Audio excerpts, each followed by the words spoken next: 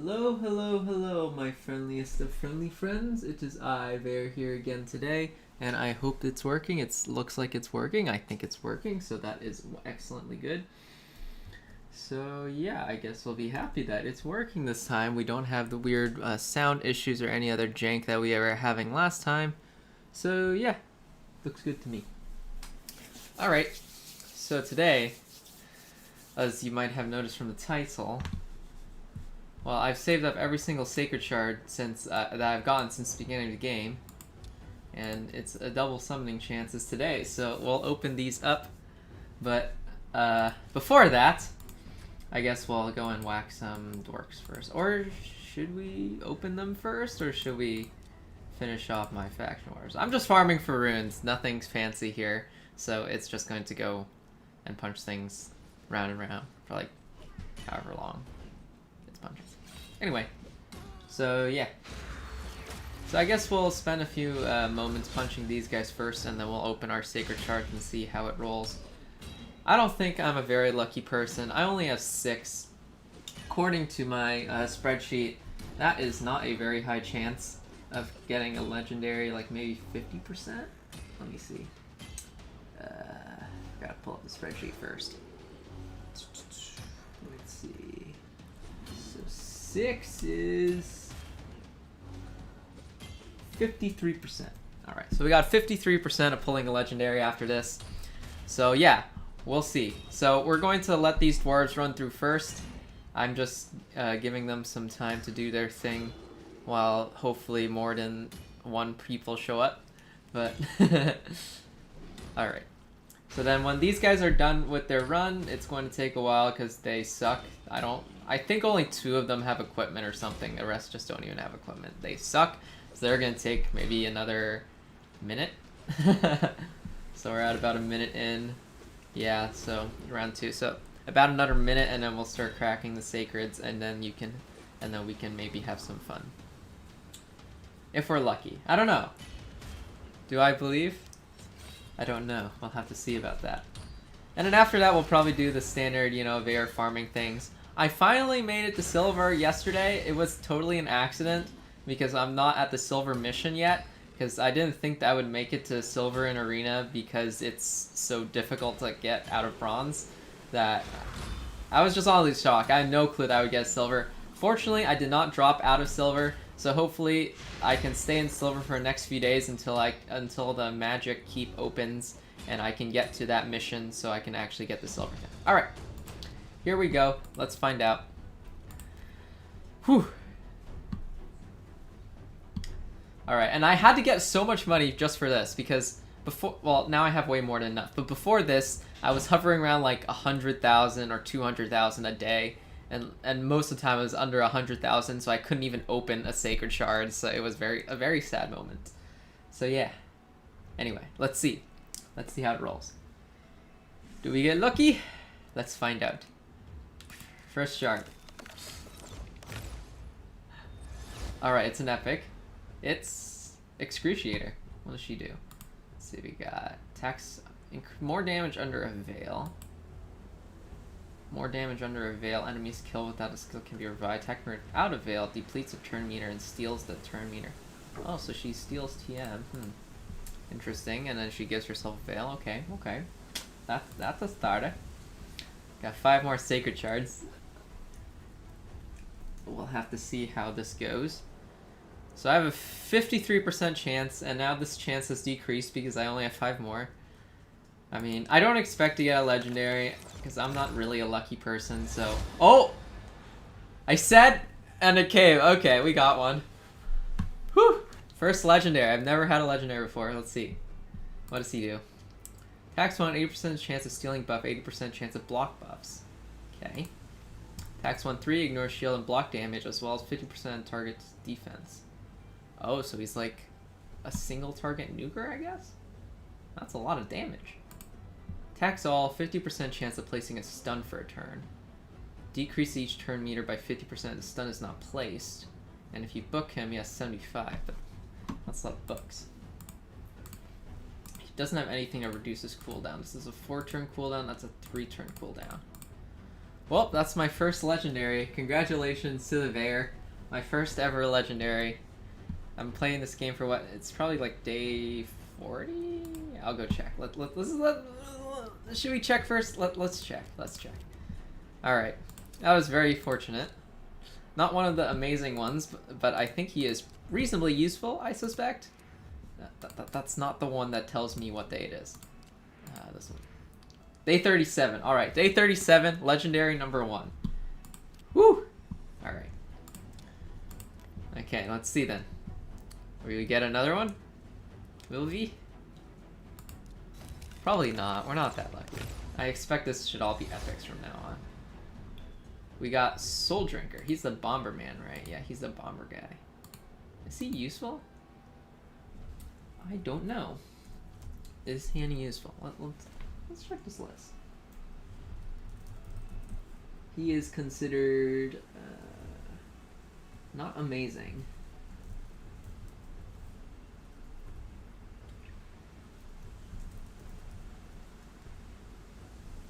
So we'll have to see about that. So, okay.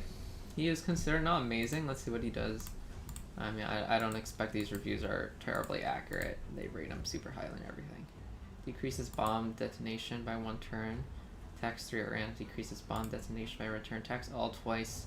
75% chance of placing a bomb. And then when he dies, he throws bombs around. I don't know. Let's see. Attack, attack, attack. I guess he's attack, so... Let me think about that. I think he could be used in Arena, maybe, as some sort of, like, when he dies, he's a nuker. But it could be annoying with, like, remove debuffs, debuffs. I'm not sure. I'm not sure. We'll see. So maybe some defensive guy would be very nice here. We got... And just as I was saying, maybe some defensive guy would be very nice here. Okay, that is very nice. I've always been a fan of this dwarf. Rearguard Sergeant. Very defensive, and I pulled one. Perfect, perfect. Very happy about that. See. 40% chance decrease defense, attacks all, 50% chance of 50 decrease attack. And then ally protecting continuous heal on all allies except this champion. So... Oh, decrease defense. I thought it was... Decrease. Huh. Okay, this should definitely be useful. We can definitely use this, I think. We were just looking for a heal. 2 ally protections might be useful between Rearguard and maybe who's it called? Miscreated Monster. I did win the Miscreated Monster Burn tournament last time, so yes, we did get a very nice defensive guy. I think this is my first good defensive champion, not counting the random rares and uncommons and commons and stuff. First actually good defensive champion. Defense type champion. Miscreated Monster is HP type, and I got him from the event. I didn't pull him. Alright, 2 more Sacred Shards. Let's see. So we got our defense champion, we got a single target nuker, and what do we got now? Really? I barely have any epics and I get a duplicate? Are you kidding me? I don't need another one of this guy. Don't tell me the last one's gonna give me a shaman. I already have 3 shamans. I barely have any epics. I don't need duplicates. I should not be getting duplicates. I hardly have any. I have like, what, 10 tops? Maybe like 7 or 8? Like, I should not... Okay, after pulling those guys, okay, I probably have around maybe 10 or 12. But I should not be getting duplicates. I already have 3 shamans. I do not need another useless torture helm. Like, if I got another Miscreated Monster, I'd be pretty happy about that. That's worth a duplicate, but no, I don't need this guy. He's not useful. I don't think. Yeah, he's not useful. He's not useful. That was unfortunate. At least I could have gotten usable epic. I mean, let's see. Now I think what we're looking for is probably a healer. If we can get a healer epic, that would be very nice. Maybe Steel Skull or something. We'll see. We'll see. All right, final shard. It is Jingle Hunter. Not what I was looking for.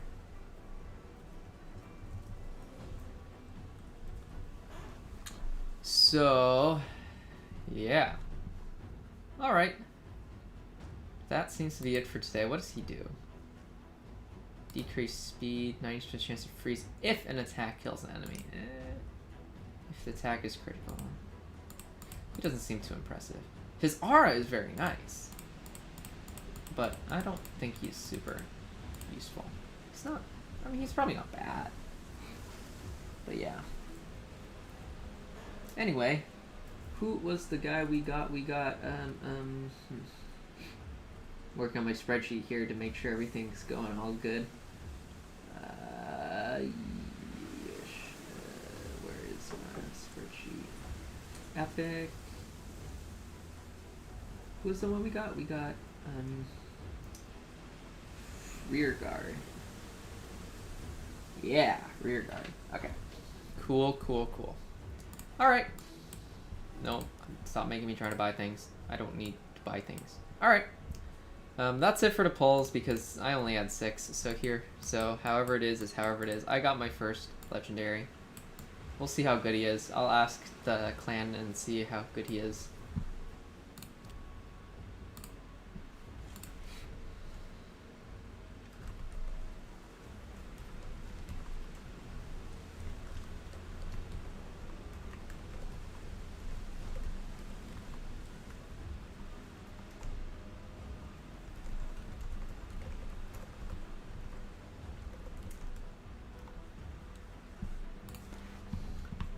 See what the other guy's talking about. Kymar, Ignatius for Spider, Gallic, Sandra, Draco.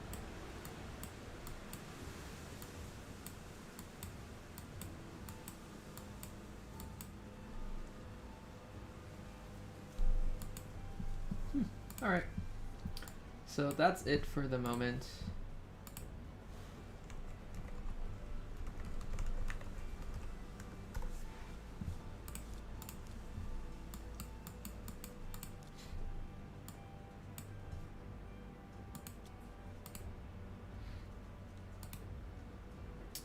Looks like arena champion from what I can tell. He's got this big stun that I can stun a lot of people with, and then he's got this triple attack that ignores shield, block damage, and half their defense.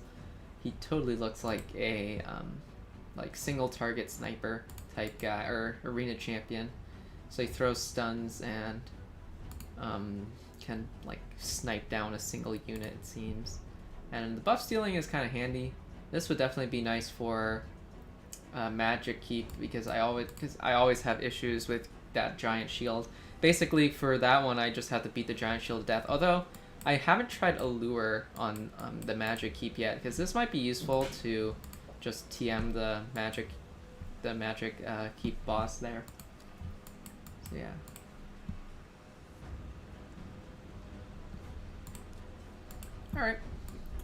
Alright, let's see. Yeah, so yeah, I yeeked into silver accidentally, unintentionally. But yeah, we'll see how that goes. Let's see, can we take this fight? This one looks like... Does Mausoleum Mage have an AoE buff? He has crit range defense. Yeah, so I got my defense champion that I wanted. What I don't have, though, is... well, we'll decide whether we take that fight after we run these guys once more.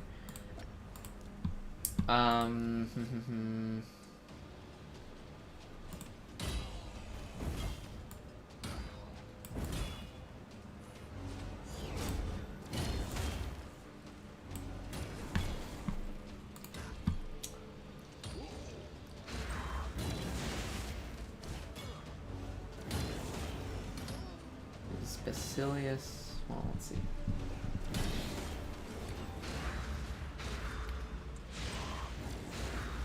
I have to do a lot of thinking in this game, so excuse me if I don't, constantly talk like I typically do when I'm doing other stuff.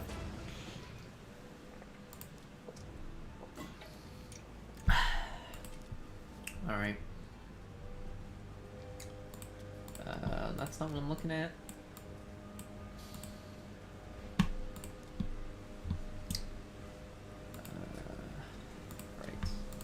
We're going to see if we can take a fight. We might be able to take that one. I think if we outspeed, we win. My Apoc is pretty fast, so I'm reasonably confident that we can outspeed the enemy Apoc. And it looks like they're a nuker comp. If Ray will die here, Ray didn't die. Well, Ray will die now. So yeah. Alright, we good.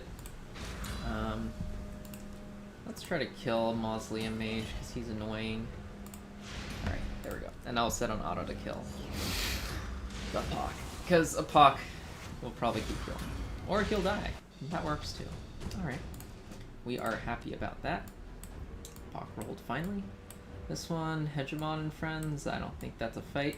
I'm avoiding anything with a speed lead because I don't have a speed lead.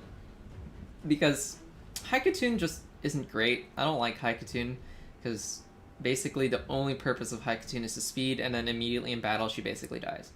Now, admittedly, my Haikatoon is only 40 compared to my Apok's 60, but Apok is useful for a lot of the longer fights that MM gets in because MM doesn't die very easily, so he gets in a lot of longer fights, and Apok helps out by being speed and keeping himself alive with a big heal. This is not a fightable fight. The rest have speed leads. It's not a fightable fight. That's not a fightable fight because I don't have good arena legends, so... Although, now I can possibly use... Alright, so I think he is useful for... Looks like he is good for arena. Basilius. I'm not unhappy to have a single target nuker like this. This is definitely useful. Hopefully he's as powerful as he appears to be.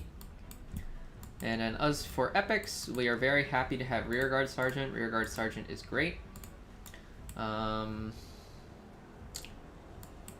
guess, let's see, what were the epics? We got 5, let's see, Soul Drinker, Rearguard, Jingle Hunter, and Excruciator, and Torture Helm. Well, do we have another epic that's like level 1?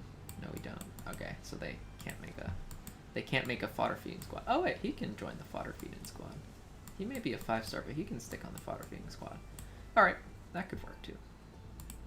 Yeah, he has a nice stun, which is potentially very useful. He could probably replace Kale in my comp. And also being Force is really nice because I always run into Force champions and I can't deal with them because my team is 3 magics and I always have to very, very slowly beat them down.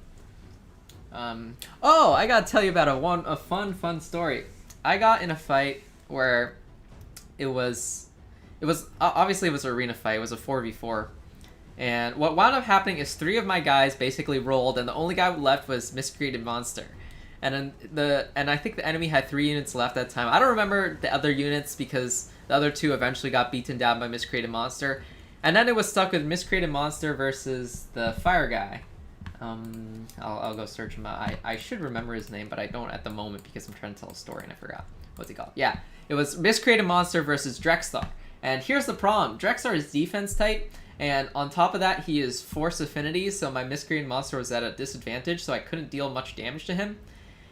And on top of that, he had Lifesteal. So, on the other hand, his Drexstar barely did any damage to my Miscreated Monster because my Miscreated Monster would heal like crazy with his giant heal and everything. So it was this Drexstar versus Miscreated Monster, and neither of them killed the other. But instead of quitting, like what a sane player would when their guys got stuck in a fight with each other, I actually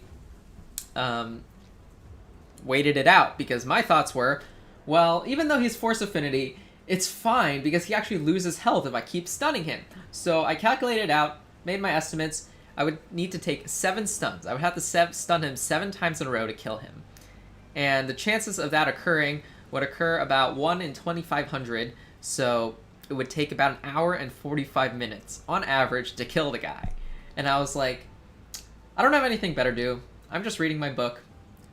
Let's just sit it out. And I sat it out, and it was hilarious. And at 76 minutes in, so 1 hour and 16 minutes in, I pulled off 4 stuns and then missed a stun. And then after that, I pulled off 3 more stuns, and I finished him off. And that was the most stupid and most entertaining thing I've ever done in this game. So yeah, it was definitely fun. It was definitely great. Alright, that's not one of my words here.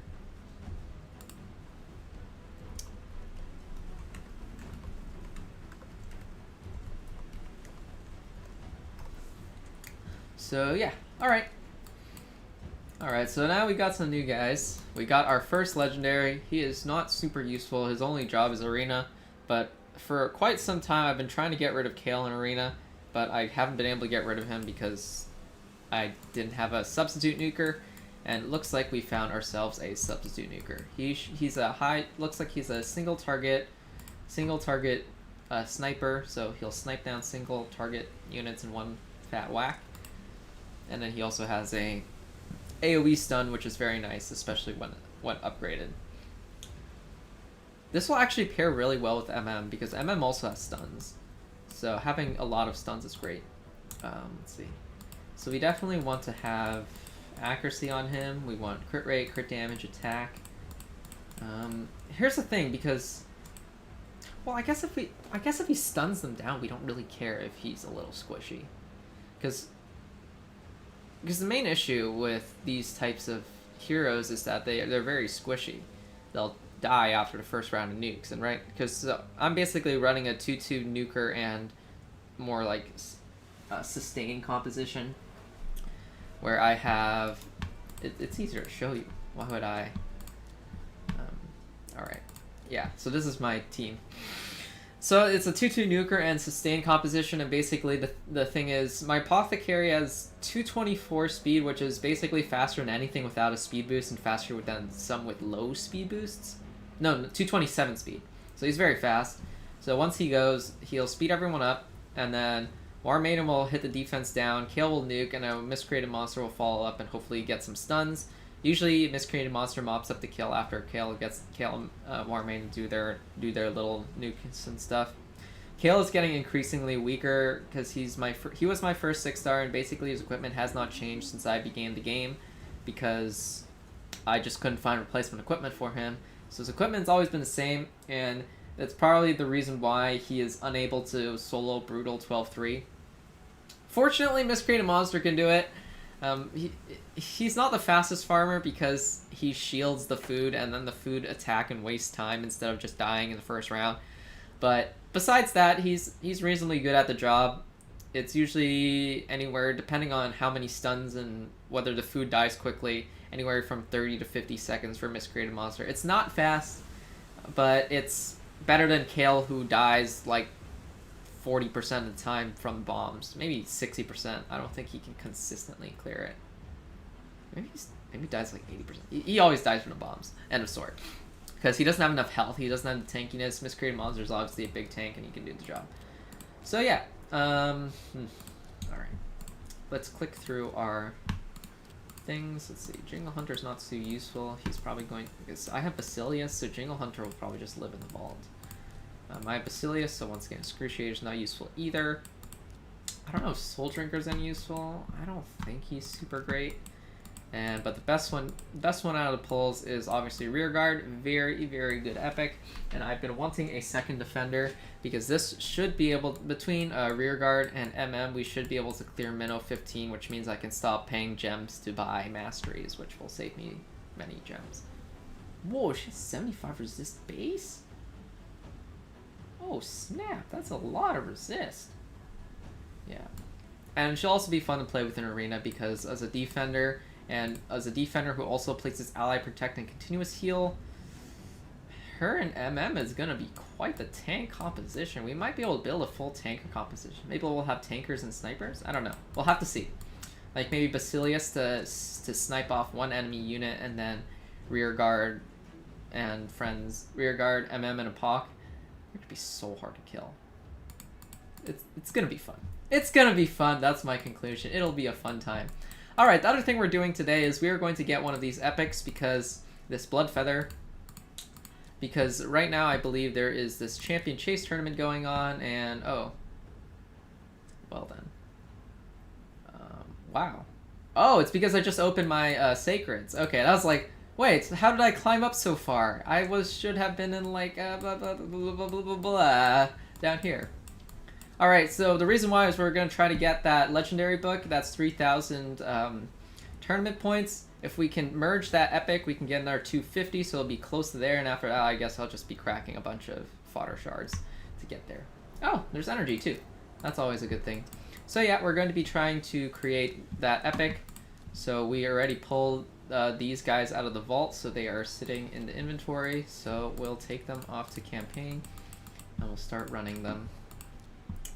All right. Where are they? Which ones are they, more accurately?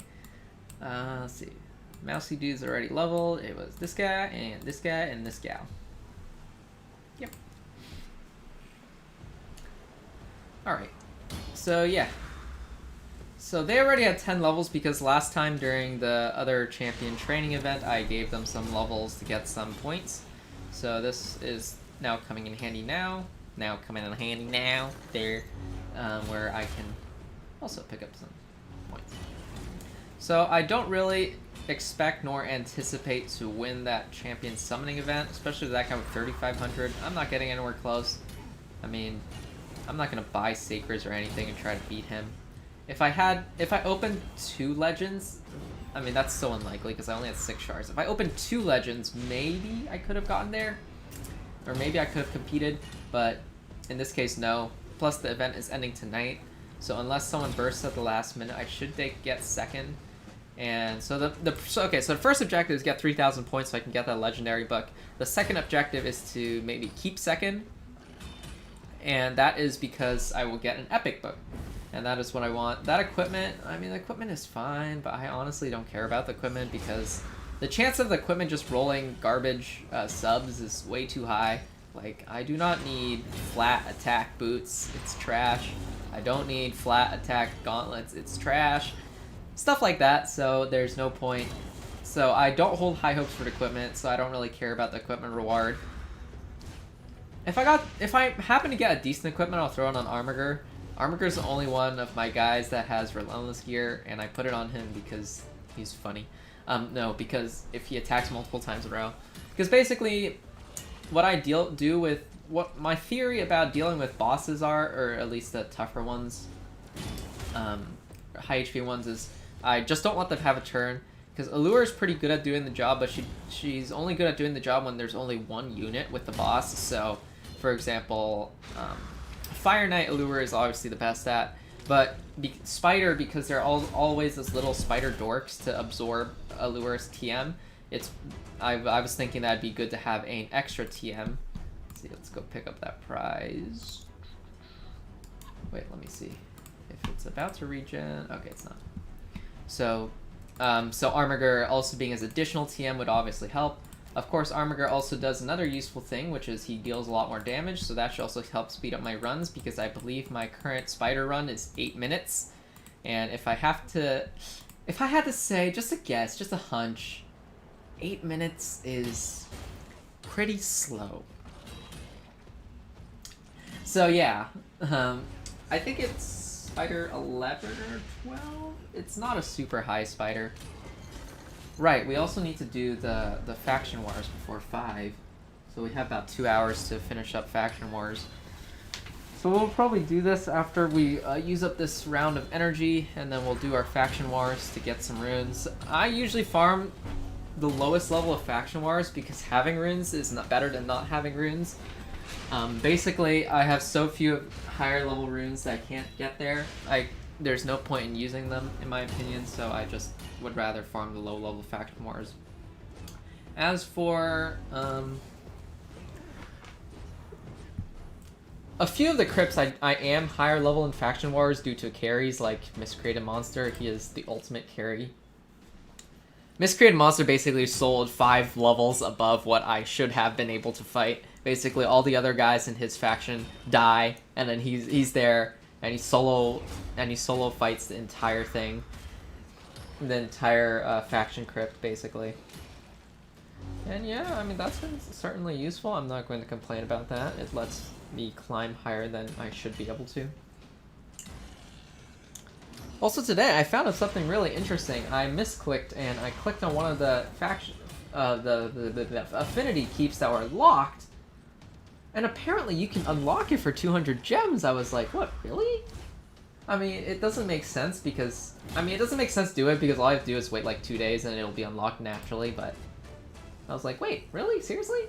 All I have to do is click and it, you know, throw 200 gems at it and unlocks? I mean, I can't ever see it being worth it because Like, if it was really cheap, like, maybe 20 gems or something, I was like, oh, sure, I'll take it. But the rest of the time, I mean, 200's a little expensive, and it unlocks it for 24 hours. And I was like, oh, that's fascinating. But, I mean, the longest you ever have to wait for a keep to reopen is, what, 4 days? So we have Monday, Wednesday... Not even 4 days. No, the longest we would have to wait is 4 days, because we'd have the Saturday crypt, and then Monday, Tuesday, Wednesday. Yeah. No, 3 days. The longest you'd ever have to wait for a crypt to open is... Nah, it is 4 days, yeah.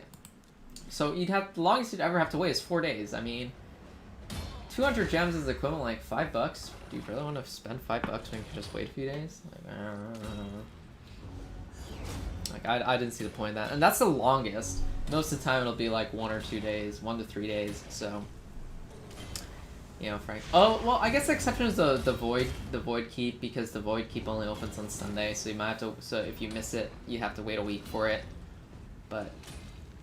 So, I guess the Void Keep is the only one that could arguably be worth it, but... Can you really not wait a week? Do you really want to spend $5 so you don't wait a week? I don't know. Like, do you need the Ascension that badly, really? Oh, that's right, that is a problem, because... I have a Legendary. He's going to need a lot of stuff to ascend. That might be a little bit of an issue. Even ascending to 3 is probably going to be hard. I mean, I think he has to be ascended in order for his ability to do more. I don't think he needs to be ascended, actually. That one is if 50% of stun, and if it doesn't stun... When he's ascended, it's if he doesn't stun, then he steals half their turn meter. Oh, that's actually a pretty good ability. So I guess he should be ascended after all. Oh, let's see.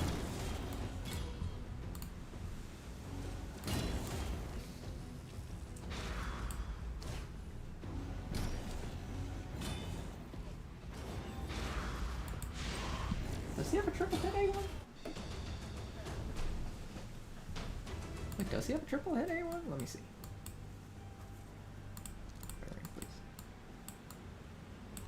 Fire Knight. Stealing a random buff. He doesn't have a triple hit anyone.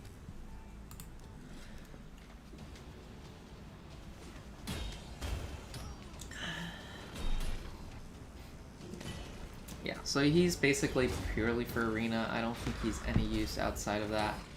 I mean, I guess the stun's not the worst, but... And the ability to triple hit someone and ignore their defense and block damage and shields. Oh, that could actually be useful for the Magic Keep, especially with the A1 steal buffs, and the A2 is... A2 ignores block and shield and everything.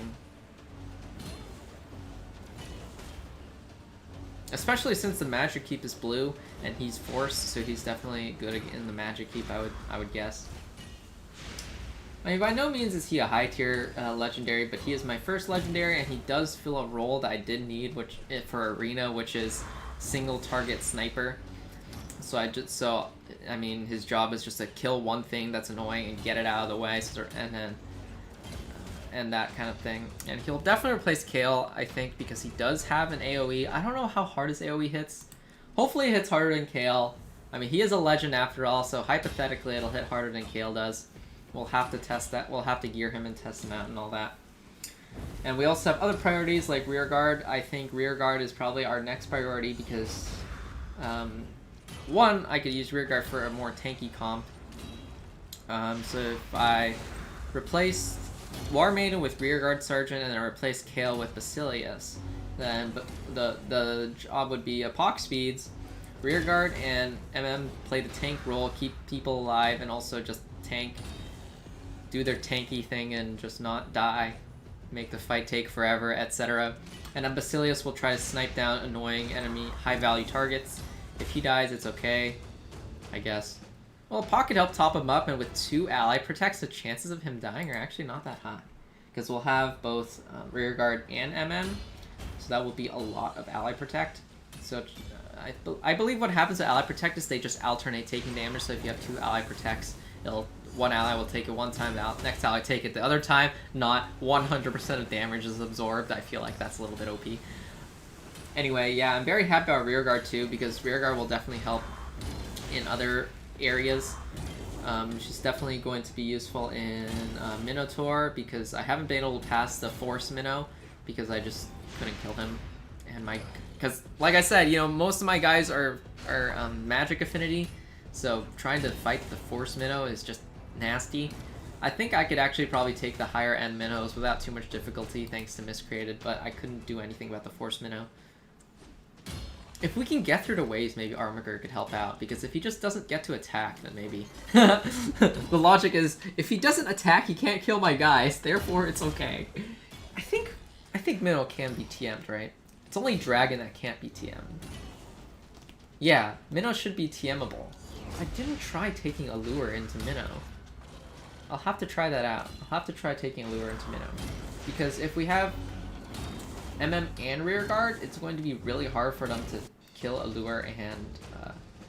So I'd probably go rearguard, MM, Apoc, Allure, and Armiger. And Armiger will be damage output plus TM, Allure will be TM. The only problem will be getting through the waves, because that comp basically has nothing to get through waves. I guess it just tanks through the waves. The problem is Armiger. I don't want Armiger to die along the way. Allure might die too. Allure is really squishy because I gave her equipment that will boost her crit rate and accuracy, and unfortunately those equipment were attack type, which is not really what she needs for what do you call it? At least not for dungeons. She doesn't need attack type gear, so she's pretty squishy. And her base stats, her base HP and defense were not that high to begin with, so Allure is definitely very squishy. And obviously Armiger is an uncommon, and I also built him for crit rate and accuracy, and I think some of the gear at least has defense, but he's an uncommon, so even then he doesn't benefit too much from those percentage stats. I almost feel like Armiger would actually get more out of getting flat stats. Hello, Jonathan. TDP4 is OP. I wish TDP4 was still alive. You know, that reminds me. Why don't we find out if TDP4 is still alive? Let's see. Since this is just farming anyway, nothing is going on here. Let me see if I can pull up TDP4 here.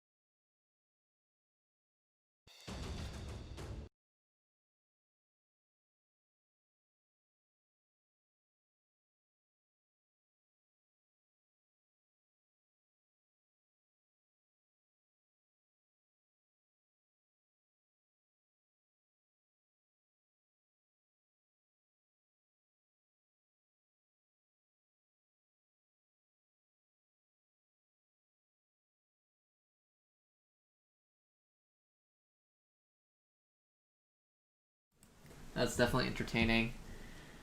So yeah. Alright, how close are these guys to leveling? Do I just feed them to 30? Let's see. It's about 5,000, is it? So that's 5,500. That is more than 3 dorks. I have enough dorks. Well, according to the policy that there are always more dorks, there are always more dorks. So let's go get more dorks. Because right now there's a champion training event on, so I'd rather feed some dorks and then go and feed them to those guys rather than spend the energy on them directly. So instead of spending energy on them directly, I'll spend the energy feeding up some dorks, and then I could have swapped out the Kale. Kale would be a faster farm than MM. And then I'll feed the dorks to them. So rather than spend 8 energy training leveling those guys, I would spend 8 energy leveling dorks, who would get me 18 tournament points versus leveling those guys. And then I would still get to level those guys, so I would get 18 points instead of 0 points, essentially. So this is the reason why I basically just, the policy is I just run dorks once, and then I feed the dorks to them. So if I'm going to spend energy running these guys, and then I'll feed the dorks to those guys, I'll upgrade those guys to level 4, because today we are making the Epic. And the entire purpose for making the Epic is so that we can get some tournament points, and hopefully, if we are lucky, we can get that legendary book from that tournament. Although we don't have to be lucky, we just need to get 3,000. Although we do have to be lucky. I changed my mind twice there. Because I do need to pull some rares from the campaign in order to get them to, in order to get that far. Alright, 4 dorks as I expected. So, and then after that we'll have to send these guys. I think I have enough ascension pots to take them to 4. 4 ascensions is quite a few ascensions. Let's see, where are they? Here's that one. 1, 2, 3, 4. There are always more dorks. And then now we upgrade these guys in rank. We got lots of tasty, tasty food prepared and edible. Let's see. It's that guy's also food. I don't know if I actually have enough food to upgrade all 4 of them.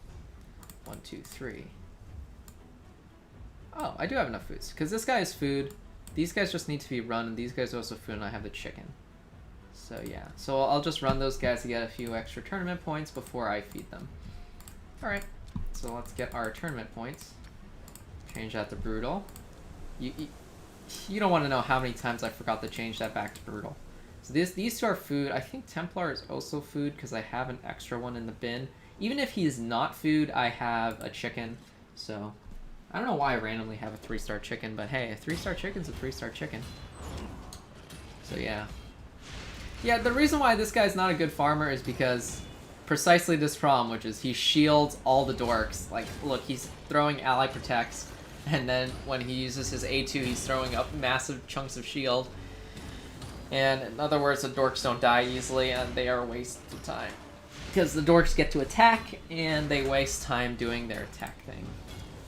Yeah, that guy's the slowest attack animation, so I like to kill him first if I'm bothering to click on the guy. So it's 2 runs for 3 dorks, I believe, was the policy. Yes. 2 runs for 3 dorks, 3 runs for 4 dorks. 5 dorks are run 6 times, but I'm not going to be running them so many times. Is this a phone port? I believe this was originally a mobile game, and then they made a computer version, so you can download the Plarium Play launcher and you can play it on your computer, but it also, I think it was originally a phone game. I don't like playing on the phone. The phone screen is tiny. I tried playing on the phone once, and I was like, it's so puny. It's tiny skew. Like, I admit, it is definitely big if you're talking about a purely PC game. Like, these buttons are huge for PC. Actually, they're not even that huge. They're reasonably sized. But on the phone, like, I thought they would be bigger, but no, they're tiny on the phone. It's incredible how small they are. Well, then again, I'm the kind of person that hates playing games on phones because the phone is too small.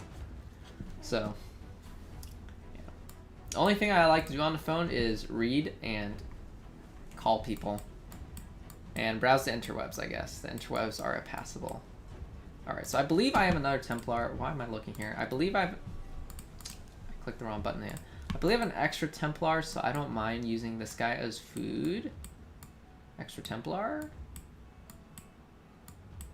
Extra Templar? Oh, snap. Do I not have an extra Templar?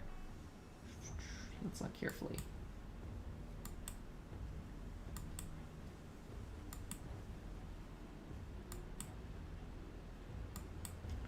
I guess the answer was no, I don't have an extra Templar. Well, in that case, then we can't use that guy as food, and he should be in the vault, considering. Is he locked? Let me see. He should be locked because it appears I don't have an extra Templar. Alright, so then we'll use the chicken, and life is fine. All is good. The world is round. So, yep. So, this... Oh, these three are all food. Oh, I didn't even use a Templar after all. Is that guy close to leveling? Wait a minute. Because if he's close to leveling, we can get some points from leveling him. He's not really close to leveling, but it's only 2 food, so I'll just throw some food on him and give him a level. There we go. There we go. And then where was our dork again? Here was our dork. Upgrade rank. These 3 are food.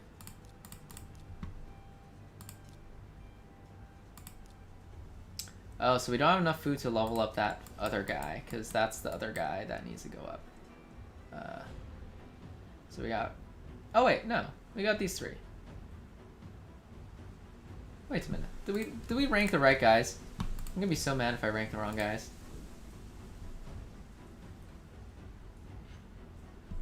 I think I ranked the right guys. Oh, snap! Oh, snap. No. This guy was the guy who was supposed to get ranked. Not Sorceress, right? Ah, fudgesicles. Ah, fudge. Crap, I was not supposed to rank Sorceress. I ranked the wrong guy. Oh, snap. Wow, the new AQW's update looks like fire. It does. I mean, these graphics are pretty nice, honestly. They're not bad at all. Okay, that is very unfortunate. I ranked the wrong guy. I'm stupid. I accept my loss. I was not supposed to rank Sorceress. Sorceress was for a different fusion. I was supposed to rank these 3 and this mouse-looking dude. He looks like a mouse from here. I know he's some sort of donkey guy, but I ranked the wrong guy. My mistake. I was not supposed to rank Sorceress. I pulled her out because she was supposed to be food for a different fusion, but I'm not going to fuse that fusion right now, and so I ranked the wrong guy. I guess I'll just make some more food. Okay.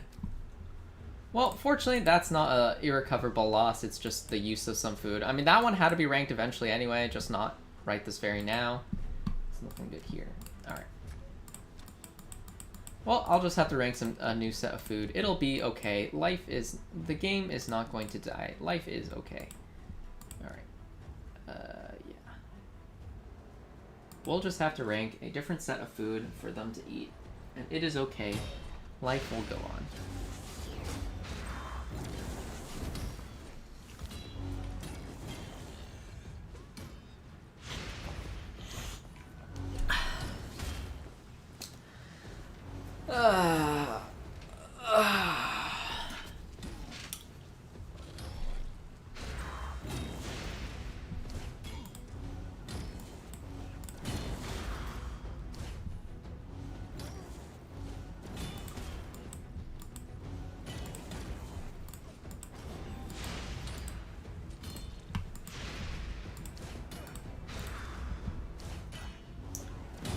I'm not using the other level 60 guy. You mean Kale? Oh, because I was using Kale last time. Kale can't farm this map by himself because he's too squishy, and then the guys at the end will throw bombs on him and he'll die. So he can't actually farm this map by himself. First of all, this guy I didn't intend for him to build resistance, but accidentally I built him with a ridiculous amount of resistance. Like, at some point he had 146. I think I swapped one of his equipment, so now he only has 128. But he's got 120 resistance, which basically means that this guy can't place bombs on him. But even if he did, you see, he resisted the bombs because this guy likes to throw bombs. But even if he did get the bombs placed on him, he has so much health that he wouldn't care. Like, the bombs might not even break through his shields. That's how much health he has, basically. As for Kale, the problem with Kale is he was too squishy. He would get the bombs placed on him, and then he would die. And when he's dead, I don't get as much experience. So, when farming food. The only thing about this guy is it's a little annoying because he can't, well, what do you call it? Because he shields the food, and the food will live longer than they're supposed to. Although, in this case, the food died anyway, which is fortunate. But, yeah, the other guy, that's true. Yeah. Yep. So it takes a little longer, but he is able to solo this map. The other guy would have to solo a different map, which would give me, like, 20% less experience. So, spending a few more seconds in exchange for 20% more experience seems like a good deal. So yeah, it is how it is.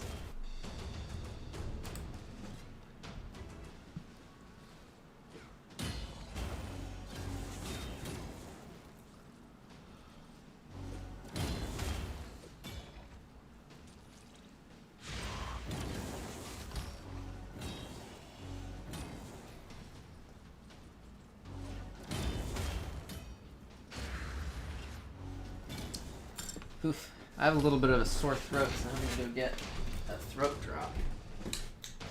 So I probably should not be talking too much, but I am anyway, just for you guys. So you guys will have an entertaining afternoon.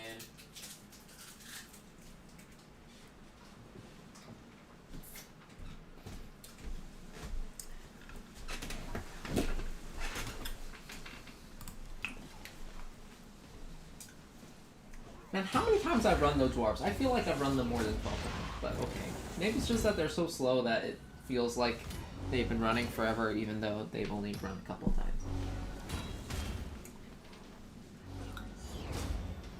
So then we'll have to crack more food to feed these guys up to level 3, then we'll have to run them twice more to get some additional tournament points, and then we can feed that guy up to level 4, like we were supposed to.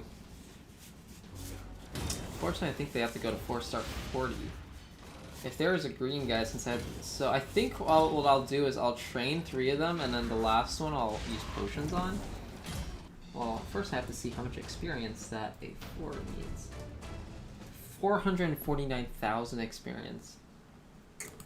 Divide that by...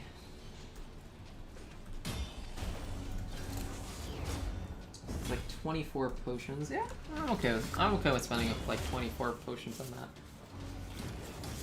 24, 25 potions on that. That's fine by me.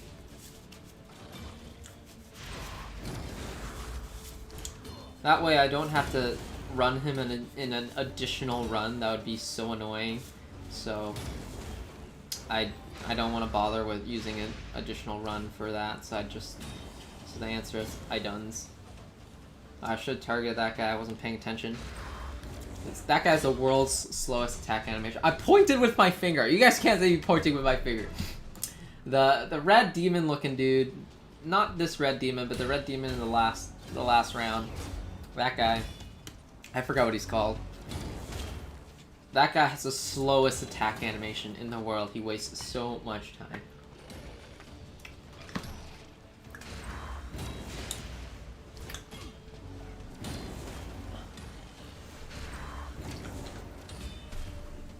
Yeah, this guy. So it's usually best when he dies first. Like his abilities are fine, they don't take that much damage, but when he uses his auto attack, oh snap, how much time he wastes. He's got the slowest attack animation in the world. Alright, one more round, these guys have max, and then I got to go crack some food for them from fodder shards.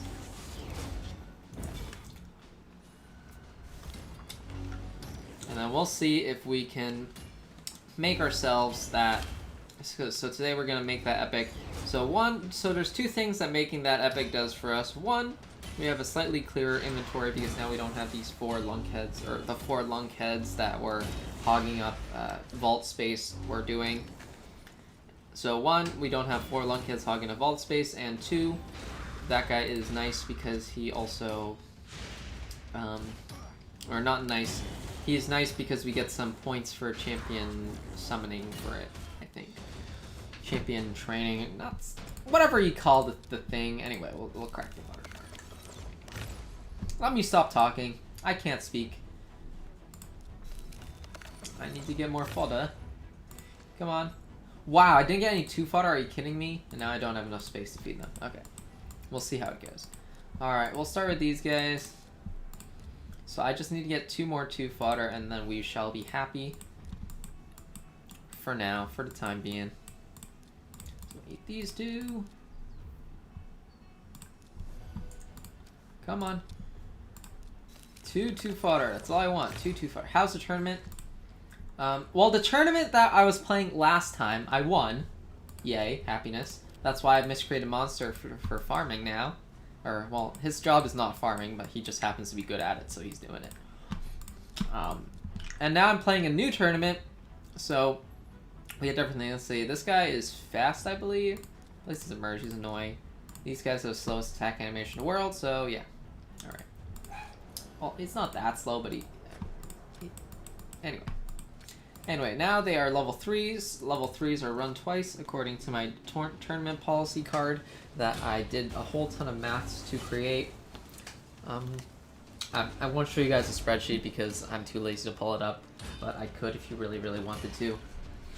I did a very long, fun, and lengthy spreadsheet with all kinds of nice, good things that effectively show you why things are the way they are. Or something of that ilk.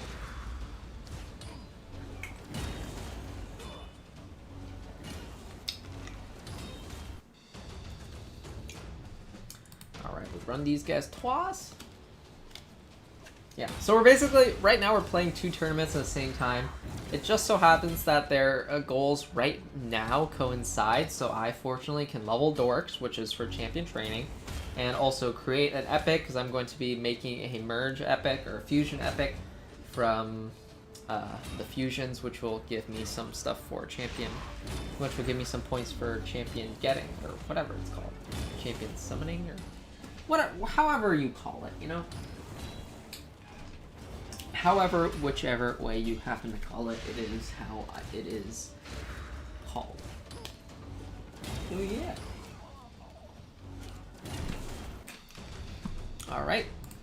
These guys are ready. The food is ready. Let's see. This guy is the guy I'm going to level. I leveled the wrong guy last time. I had to level a new set of food for him to eat. But now he has eaten. Alright. So what they have to do is they have to be Ascendant and they have to be level 40. So 3 of them I will run... Okay, so it's these 3. I believe I have a lot of green brews, so I will feed the green guy. Let's see. So these 3 will get run, and this guy will get brewed up to 40 because I'm too lazy to run a 4th guy because that will mess up my... chain, so...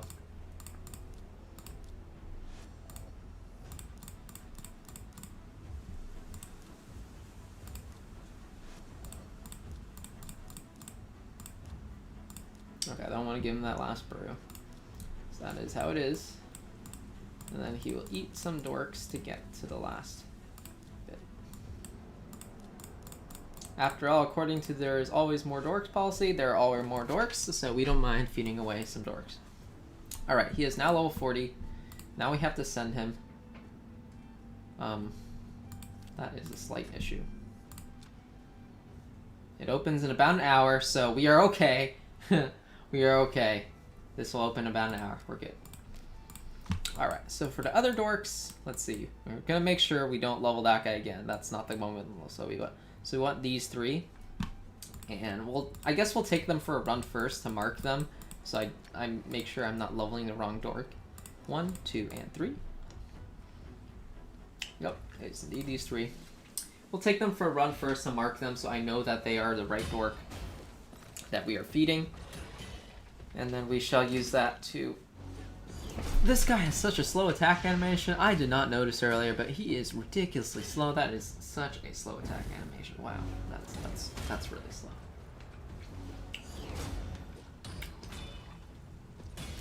Yeah, so Ron wants to get them partially fed for now.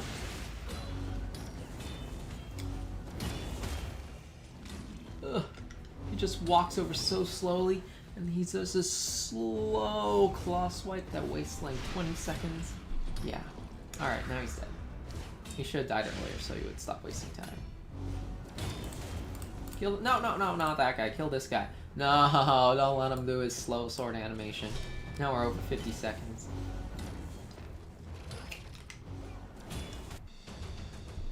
Alright, now they're marked.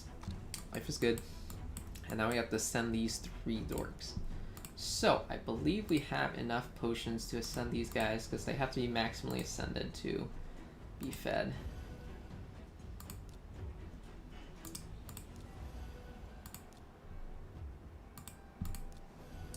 Alright, 1 dork fed, 1 dork ascended, and then this one.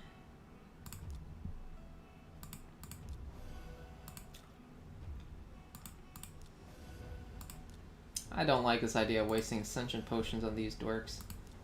Kind of sucks. Oh snap, I'm out of the white pots. It might be. Who's the other one that needs ascensions? These 2. Fortunately, we have enough small red pots to get there.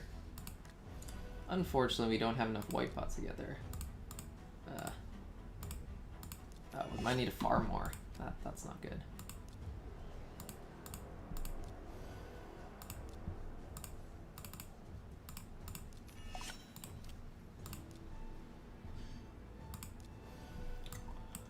Alright, there's one more dork we need to ascend, and it's 1. Okay. These 3 and this guy.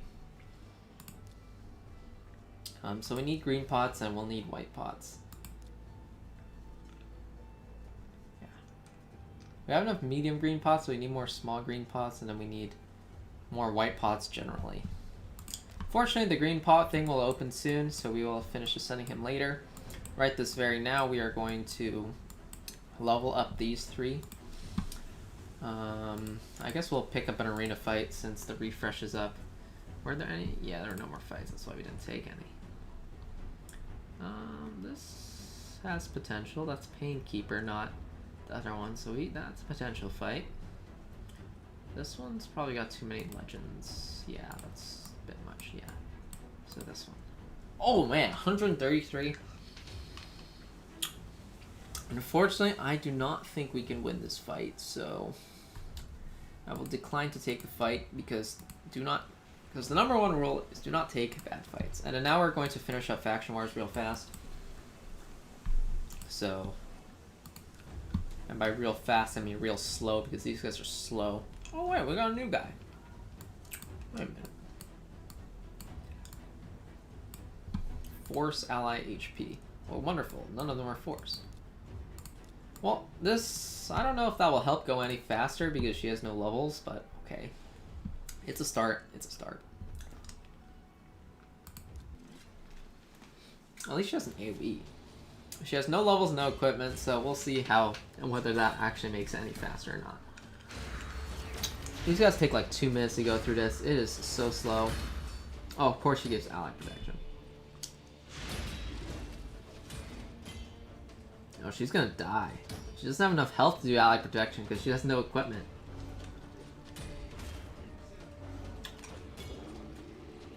Is it gonna happen? Is she gonna die this round or next round? We'll see. We'll see. She only gave this. Oh, did only the allies get the heal? Or... Huh. Now I'm curious. Who got the? And the AoE didn't do very much damage, did it? Or did she not AoE yet? Let me see. Let me see. We'll find out. We'll find out. I guess she must have AoE'd.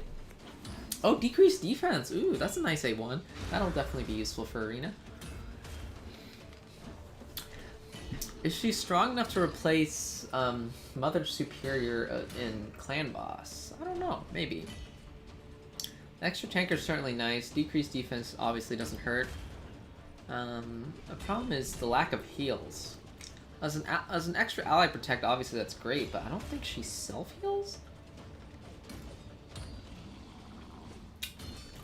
Because I don't know if that heal was her heal, or if that heal was the heal from some other dwarf.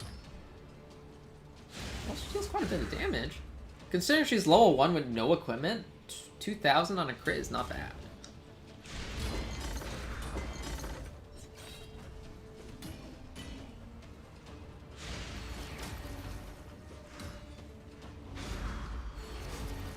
Oh, so she does give herself a heal. It's just only for one turn.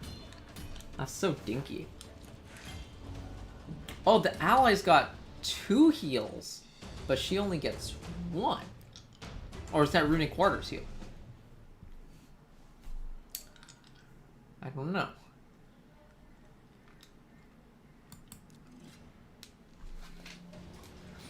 Well, we have to complete our faction wars before the day ends, and the day is ending in about the servers reset. The day ends in about an hour, so these take about 2 minutes to run. We got like 6 left, so we got the next 12 minutes or so booked for this.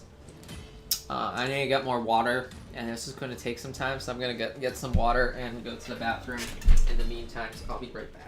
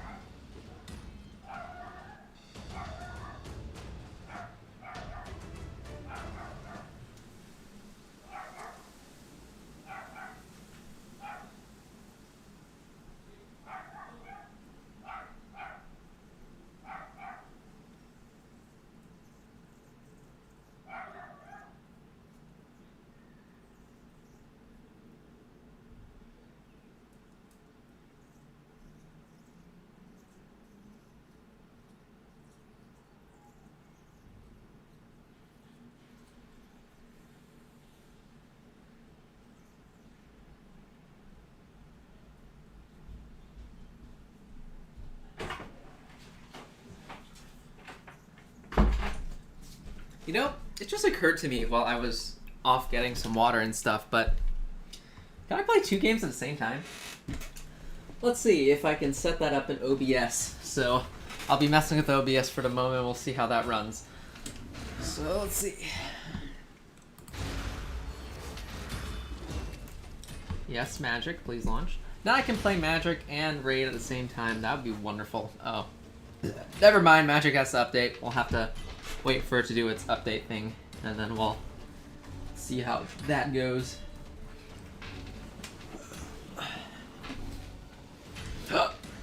Hiccup. She does not deal very much damage. What do her abilities do? Well, I'll find out later. Yeah, because right now I'm basically just waiting. If I can like squish Raid into the corner, and then have Magic just kind of hanging out there.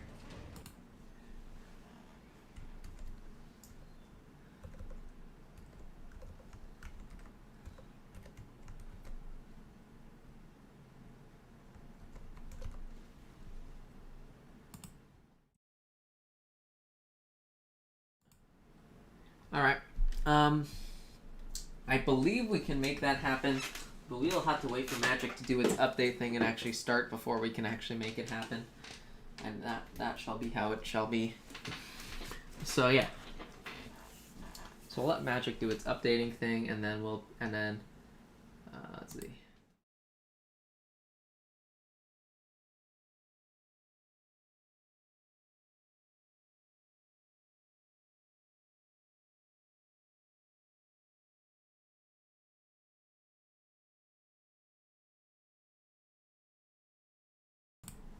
Alright, here we go. We're back. And what we're going to do is when Magic Arena shows up, we're going to add it to the scene, and then we'll put Raid in the corner. And we'll make it work. It'll work out just fine, unless the graphics driver crashes again. Maybe if I... Because I realize that every time my graphics card goes above 68 degrees Celsius, for some reason it has to crash. I don't know why. Don't ask me, I have no clue. But it's definitely very annoying, and I wish that wouldn't happen because it's irritating. Another 3 gigabytes for Magic. Just put it off to the side so I can see it. So it's going to be a little moment while that's downloading. You guys continue, so we can continue to watch these dwarves slowly, very slowly beat down enemy. Very slowly.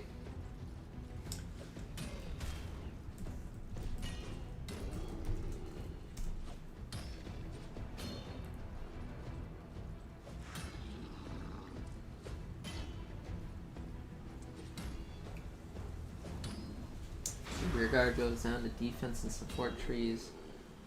She could be used for clan boss, but I don't know if she's that good for clan boss. She needs a lot of books. That's a lot of books. That's what, 14 books? Actually, 14 is not too much. No. 13. That's not too bad. We could book her. She's very good for Minnow, which is what I like to see.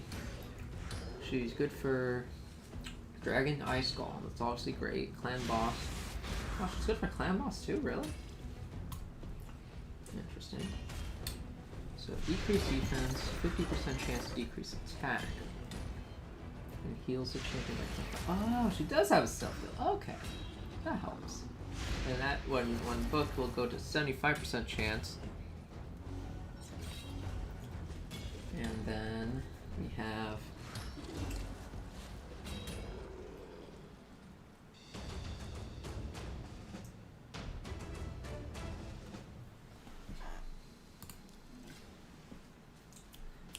ally protection, continuous heal on all allies except herself. It would be very nice if she could continuous heal on herself. Hello? But it is what it is. So it looks like defense and speed. Yeah, she's defense type, so giving her defense is obviously good. Yeah, so we will be using her. She is extremely strong, extremely useful. We will have to see. I mean, she plays a lot of debuffs. It's actually really nice. She's actually going to be super useful. So she goes to defense and support trees. I'm not super sure about that.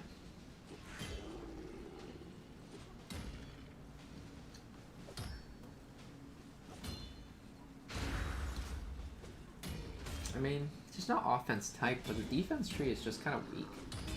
I'm not sure if the masteries on the defense tree are going to be that useful.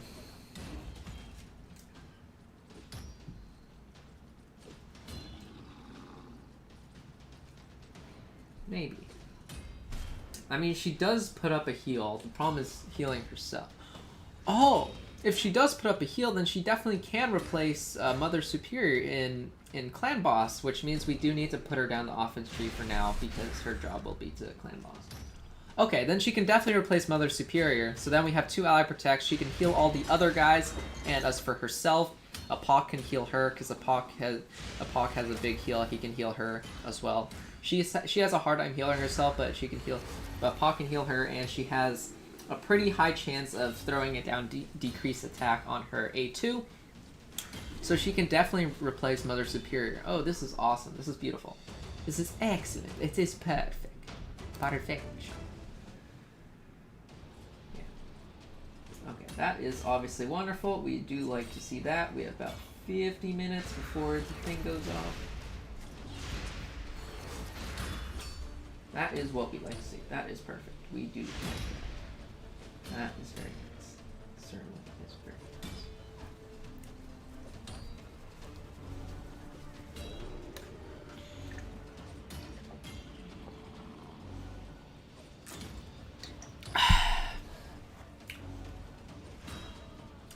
Alright, so Rearguard Sergeant can definitely replace Mother Superior in a Clan Boss, which will be great. And that means we probably will buy her Masteries, which will also help us get to Minnow 15. I think with her, and between her and MM, we can probably take down Minnow 15, or get through Minnow 15, and that would be great. Yeah. So we know that for sure that Rearguard Sergeant is very good, so that would be definitely very useful. Yeah. We are very happy to see another defense type. While she is not the healer that we wanted for Clan Boss, she does do a heal on everyone but herself, and I guess herself can be covered by a Pock. A Pock will do the heals for her, because Pock always has more heals to throw around. So yeah, and then she also does Ally Protect, which will also definitely be very helpful for Clan Boss, and she has massive amounts of defense. Yeah, well, we'll have to get her to 6-star first, I guess. I think she will be our next 6-star because she is definitely more useful than our Legendary. Our Legendary is Arena only. She can be used in Arena, she can be used in Dungeon, she can be used in Clan Boss. The only place she can't be used is Campaign, whereas our Legendary is like Arena only. That's his only job. Although he could be used in Magic Keep, and that obviously is helpful, but it is not like... We're not desperate for some Magic Keep farmer or anything. So after reset, we'll need to get some Spirit Potions to ascend the last guy. We have enough mid potions, but we don't have enough small potions. So how many times do I have to run this? I feel like it's been forever, and I feel like I've run this like 20 million times, but maybe it's just them being really slow. If I actually gave her gear, this would probably go faster. But the problem is that I'll have to find her gear, and that's gonna be a little rough. So, because I want to build her for, I guess the main build for her will probably be Clan Boss. But she will also be useful in Arena, she will also be useful in Dungeons, and she will also... The only place she's not useful is Campaign, yeah. And obviously she's amazing in Faction Wars, although we're not seeing that right now because she has no equipment and she's level 1.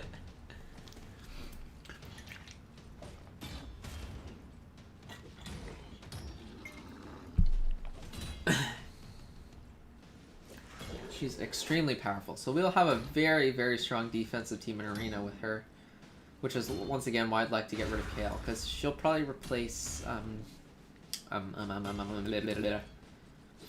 who's it called, girl? War Maiden for Arena. And that'll be good because then we can gear War Maiden for Dungeons, because War Maiden has uses in other areas of the game.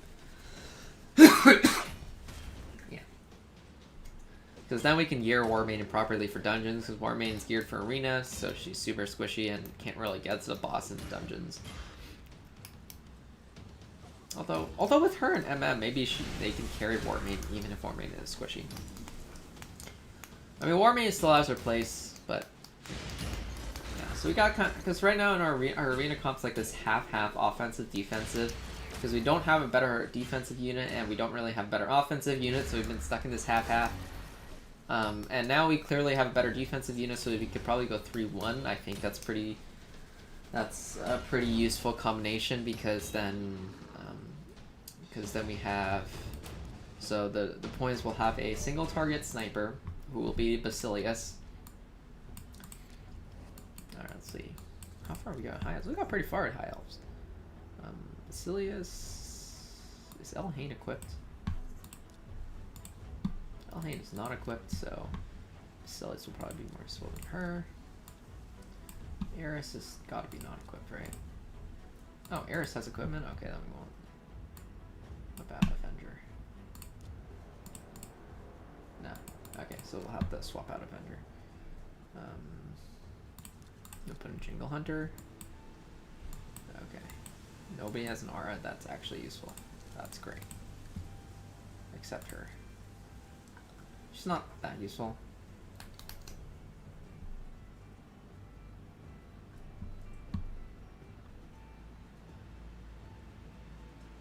We'll see how it goes. At least these guys have levels and stuff. If they can't get through, they can't get through, and that is how it is, and I'm not going to mess with that. We'll just go farm like level 1 again.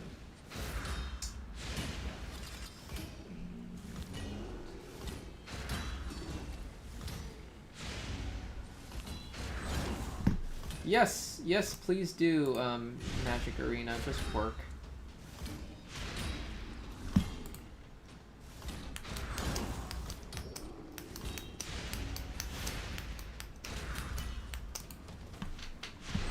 Is Magic Arena working yet? Oh, wonderful, it is. I just need to figure out what my password is, I forgot it.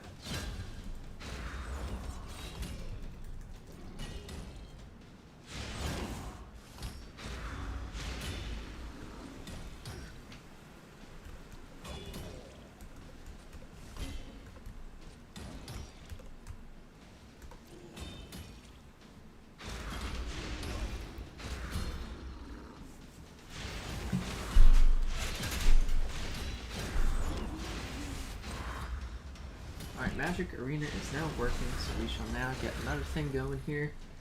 Let's see.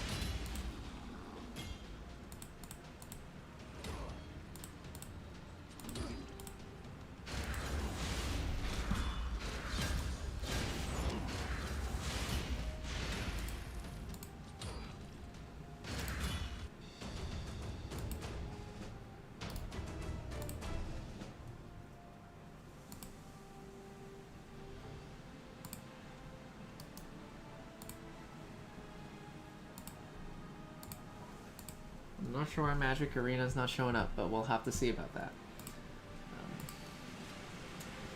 Wait.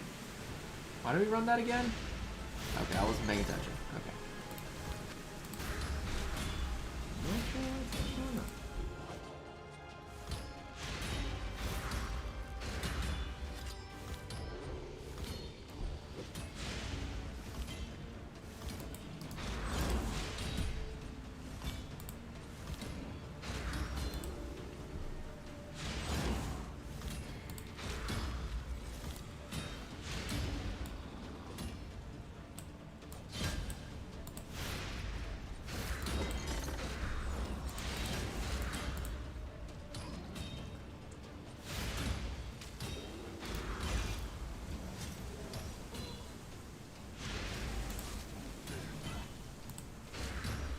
Alright, well, we'll have to figure out something. It's obviously not going to do what we expect it to do, for whatever reason.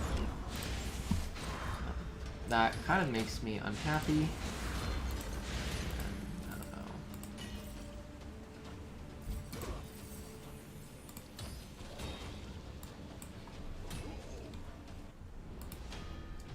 What if we restarted Magic Arena? Maybe we can get somewhere. Oh, we lost. Okay. So we passed stage 9. Look at that. That was a Pock soloing stage. A Pock soloed the boss there too. It took him so long. It's not his job. He just happened to do it. Alright. Let's see if we can pass stage 10. I don't think we will. We'll just go with however that goes.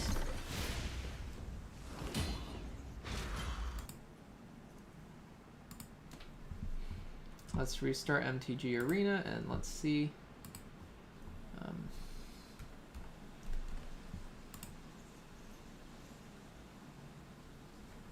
We'll see if it will actually show up.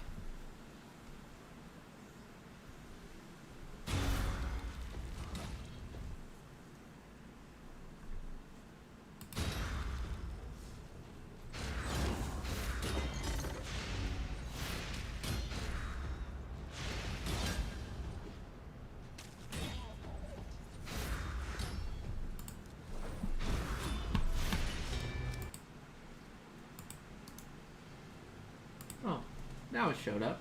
Oh, here we go. Alright, we got it. It's going. Life's good. Alright, we'll put Ray in the corner here. We'll put Ray in the corner there so you guys can watch it, or call it, you know, or whatever, if you happen to enjoy it. And now I can play. And now I can play 2 games at the same time. There we go. Life is good. We'll put Ray in the corner there. This will be entertaining. And now we can play Magic, and we'll have a good time. Alright, let's see. Right now we're trying to cast green and blue spells, so we'll cycle that. Let's see if we get 700. Nope, we don't.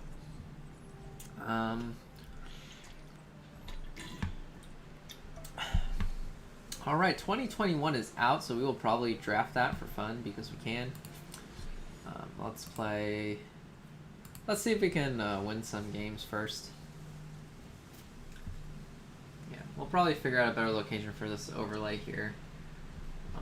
But until then, you know, it is how it is. I don't know how big this overlay should be. I can't tell. We'll see what it covers / doesn't cover, and then we'll... Alright, let's see. Alright, is this hand keepable? We can do a mulligan on that. I'm not seeing anything impressive. This hand looks even worse. This hand at least is keepable. Let's see. Let's get rid of the swamp. One island. We want these guys. We do want... I don't want to dump a land. Razor, Dungeon Geists. Yeah, we'll go with that.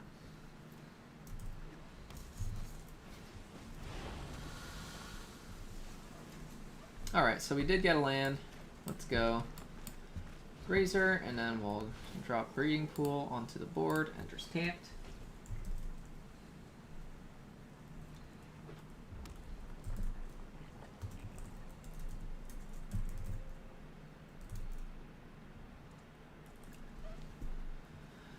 His opponent's turn, he decides to attack. He decides to attack me. Maybe I won't block. I will take 1 extra damage in case he has a pump spell, so my guy can roll around for another turn.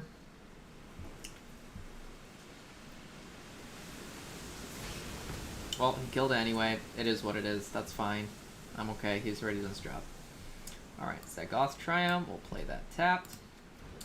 We mulled to 5, so I don't know how far we're going to get here. I don't suspect we'll get very far.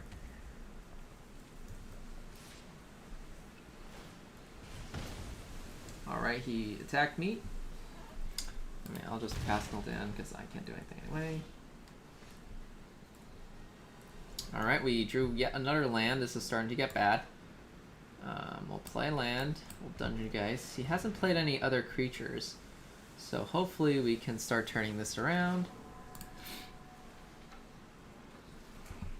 Let's see, let me make...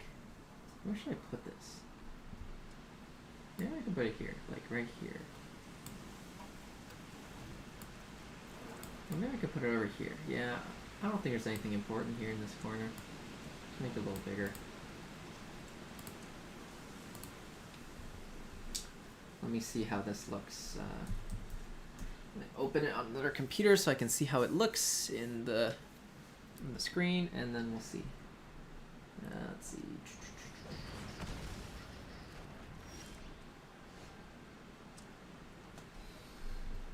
Alright, so let's see. He dealt with my dork. I wasn't paying attention. We are still at 16 life, so I think we're probably okay-ish for now, for the time being.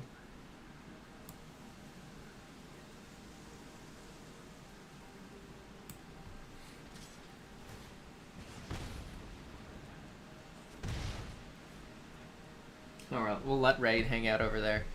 Alright, so we lost. I don't think there's any point in fighting that. I didn't think that we were going to pass that anyway. Can we 3-star stage 4? I don't know. We'll run stage 4 and see how that goes. Alright, so they got another dork. We got another dork. We got Parcel Beast. He's going to do his Parcel Beast thing. Alright.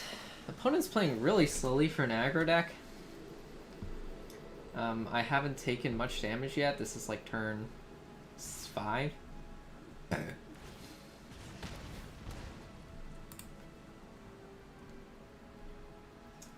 Alright, this is a pretty good size. We got Raid rolling in the corner, and then we have Magic rolling in the bait screen. Let's see. We'll make that block. Alright, we got to start. What's this? He buffed it? What did he do? First strike. I had a feeling that would happen, but I had to block it anyway. So what has he got? Pump spells? Whew, I don't know. I don't know what's going to go on here. Looks like we drew crap again. If we draw one more land, we can play this guy, but I don't think we win. At least he has Vigilance. We can attack with it. Let's see. That's 4. 7, that's lethal. We just gonna skip here.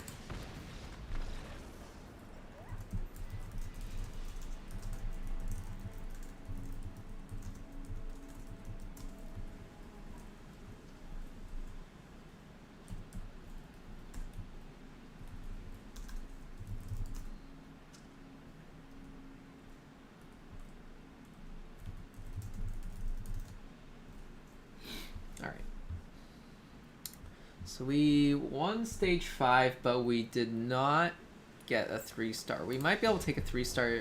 I don't think we can. Alright, that's good enough for me. Then we'll spend the rest in farming stage 1. Alright, it is how it is. Yeah, I'm trying to play 2 games at the same time, so it's like a little mangle here. Alright, we got that. Do we play another game, or do we try to draft?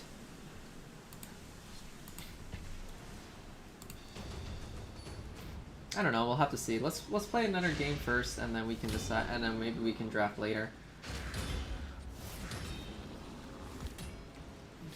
I'm glad I have something. Okay, this looks like a slightly better hand. I hope we draw a land. If we don't draw a land, we might have a little bit of trouble.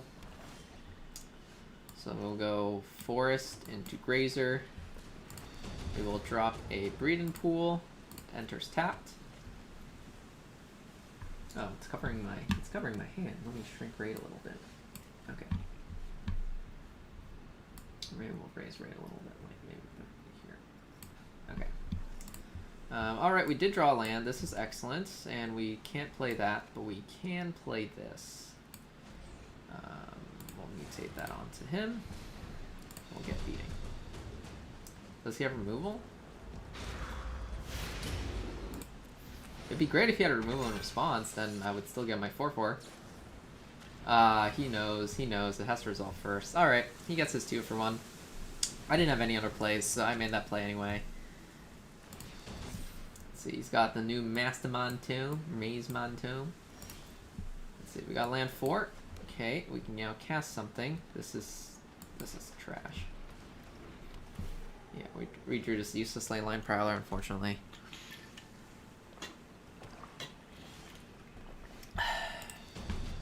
Another, not Leyline Prowler, Arboreal Grazer. Looks like we're getting mono screwed. He's going to be drawing some cards with that. We just have no black mana, which really sucks. If we can get white mana, at least we can try to draw a card. But it doesn't look like that's happening. Alright, we got blue mana. We're getting all the colors of mana. That is absolutely useless for all the cards in our hand. So it looks like we are getting royally mono screwed beautifully and excellently. And over here, we got Skinwalkers going. That guy's doing his whatever thing. We'll just throw a guy in. Solemn Cymacrylum. Alright, we definitely want to get Solemn Cymacrylum in this. I built this deck before M21, so I didn't have access to that. Alright. Let's get us a card that maybe we can cast. That would be very nice. So we got Nethroi that we can't cast. We got Paradise Druid, which would be helpful. And we got Migratory Greathorn, which is probably the most helpful of them all, because it will get me black mana and it doesn't die to removal.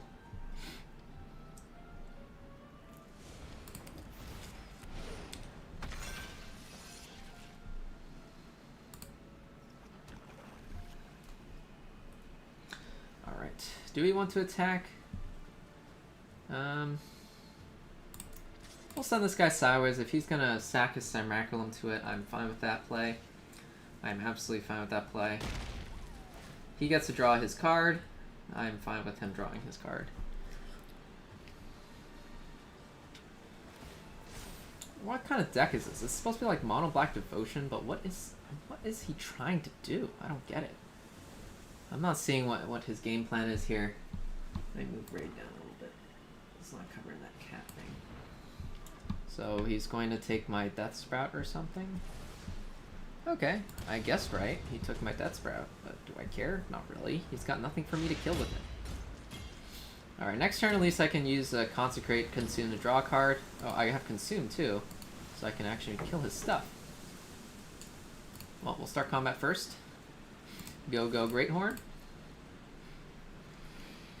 Bing him for 3. He's got removal. That's fine. So it looks like he's some sort of controlling type thing. Consecrate consumes an instance, so if I want to cycle it, which I probably will, we'll do it EOT. Oh, seriously? Auto-tap the wrong crap? Aw, Snapcasters, are you serious? I shouldn't have let Auto-tap do this thing. Auto-tap's usually pretty good about making sure you have mono to cast the cards in your hand. Can't believe it did that to me. Can't believe it did that to me. That's so mean. Alright, we got Karuga, but that's not useful. What does Liliana do? You know what? I just don't want to play this anymore. This match doesn't look like anything good will come out of it, so yeah.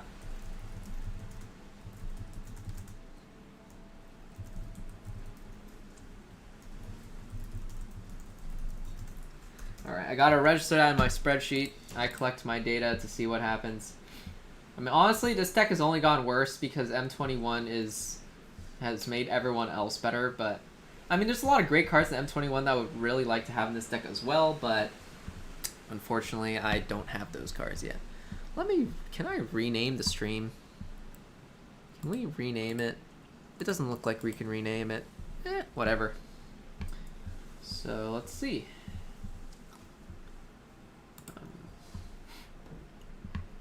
No, not that. Is there any good deals in the store? Let's see. Nope, I'm not paying for that. Not interesting. We got this. 350, it's like 300 free golds, basically. It's just art styles. I'm not interested. I don't see anything interesting either. Those are just art. Oh, did they get some new faces? I think it's Aurelia.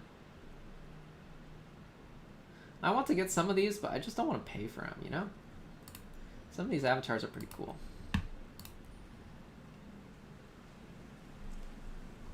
Oh, they got rid of the fairies. Oh no. I didn't know the fairies were going to go away. I would have bought it. Oh well. The Bitter Blossom one, yeah. Because I like fairies. Fairies are cute. Darius Osworth Gerdhart 4. Okay. That's interesting. Let's see. We have not been getting very lucky there. We'll have to see if there's anything better. Maybe we should just play draft. The problem is I can't really pay that much attention because I'm trying to also play raid at the same time. Fortunately, raid is more of a click and go, so I don't have to pay that much attention to raid.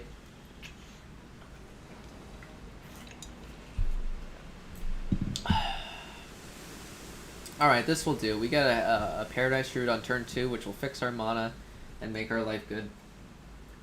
I don't have very many cards on MTGA. I mean, this is just some sort of janky deck that I made because I thought it would be fun.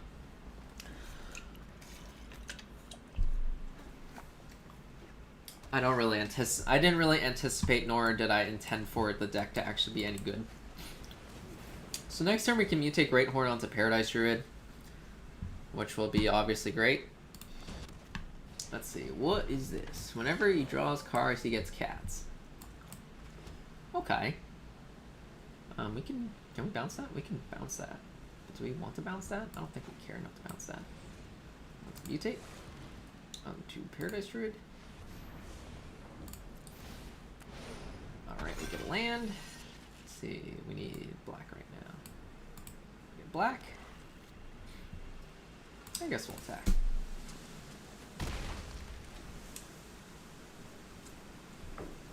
Because I don't anticipate he's going to kill my Paradise Druid Great Horn thing. I didn't anticipate that he was going to bounce it, though. I'd rather kill it than bounce it. Bouncing is annoying. And I'm a little bit lacking in green, so I can't... Okay, I got another green. Let's shock that in. Let's play Paradise Druid. And then we'll just mutate Great Horn onto it again. Alright, life is good. Life is good. We just did exactly what we did last turn, except better. Alright, we could definitely use a second green source. Oh, it showed me Zagana on top. Does that mean Zagana is actually on top? Do I actually... will I be drawing Zagana next turn, or is that just a glitch? Alright, they got Euro. Goodbye, Euro. You can get your life and land.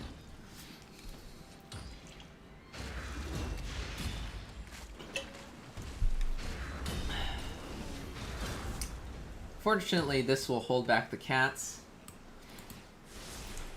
Here goes nothing. For now. So we get another Migratory Great Horn. I might want to play that. Let's see, we got 6 lands. We can go Paradise Druid, Migratory Great Horn. I want to get more lands, so I'm going to put it on the same one as before. It's hexproof, so at least I don't have to worry about getting bounced away. So let's see. We want a second blue source. We want a second black source. And a second black source. And we already have our third green source, so we are good. We'll pass.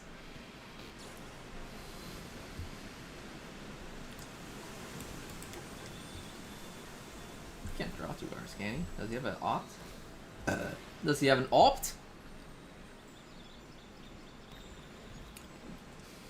If he has an opt, then he will get to draw 2 cards, and I don't like that. Oh! Huh, Raid is now covering the card description. Okay, that's not good for you guys. I'll move Raid back to the other side. Alright.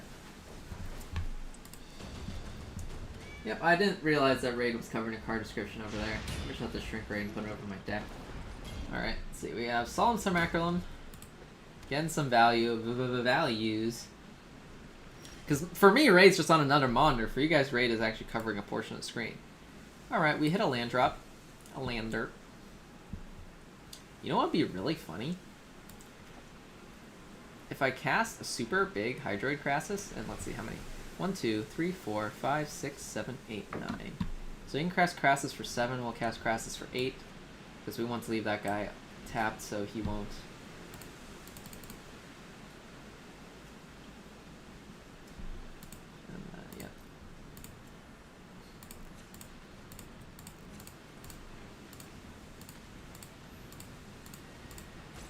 Ugh. Takes a long time on it. Alright, here we go. We refill a hand. If he bounces Crassus, I actually don't care because... I actually don't care if he bounces Crassus because I'll just cast it and do it all over again. Ha! Eat that! Eat my giant Crassus. If he bounces Crassus, I'll just do it all over again. How do you feel, 3 Fairy? How do you feel? Oh, 3 Fairy! Oh, 3 Fairy! I feel bad for you. Is he gonna start zacking now? He's got enough cats, he can actually start hitting and it would actually start hurting. Oh snap, is that a one-shot kill? Oh snap. Do they have trample? Okay, it's just base PT. Alright, I will survive. Barely. I will take 16 damage. Or 20 damage. And I will live. 1 life. I survived. Barely, but I did. Alright, let's see. We'll play this Zagoth Triome. Tapped. We'll play this Arboreal Grazer. How many things do I have in that yard? How much does Nethroid let me reanimate? 10 power or less. So I can reanimate them all. Let's see. How much does it cost to mutate Nethroid?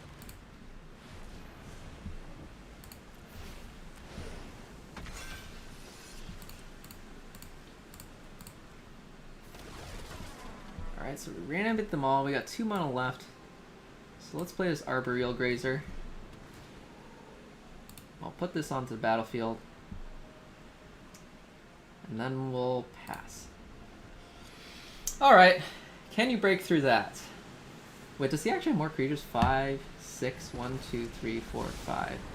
No, he can't break through because he can't bounce Nethra, and Nethra has lifelink, so I won't die. Alright, it's okay. We're not dead yet. So he can bounce 1.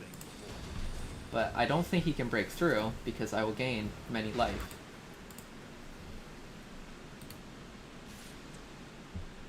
He does not have enough to activate. He only has 5 mana. So he cannot activate Joel Rail. So I will block Joel Rail with... So, yeah. Are you going to let me block? There we go. Block Joel Rail like that. We'll block a cat. We'll block another cat. We'll block another cat. We take 4 and gain 5, so in the end, we don't die. Unless they have first strike. They're not going to get first strike, are they?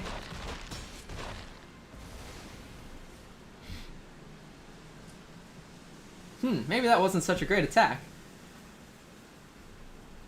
Because next turn, I'm going to play a Fat Crassus and go up a billion life again, unless he has a counterspell. He knows I have a Fat Crassus in hand.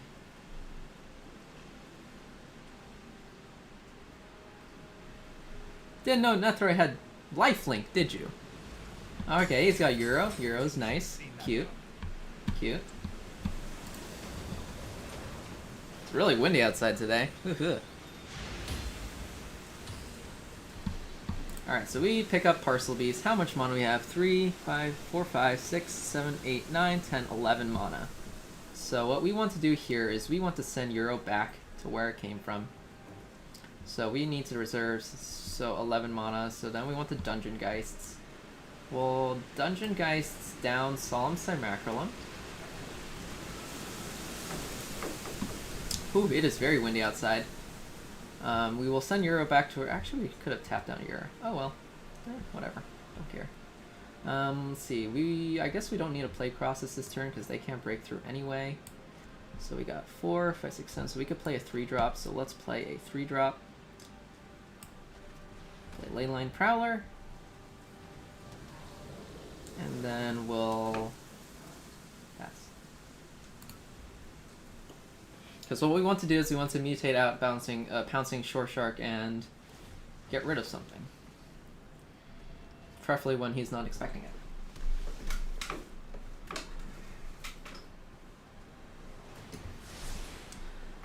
Alright, let's see how he attacks. Does he turn Euro sideways? Elspeth conquers death. Cute. It'll get rid of my Dungeon Geists.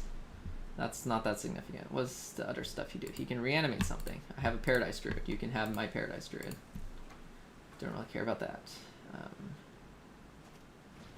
3 Fairy. Oh, I see what he's doing there. He's going to use that to get 3 Fairy back. Okay. That's at least a reasonably good play.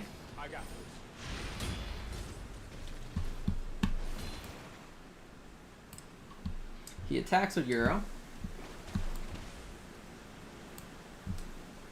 I shall block with this Grazer.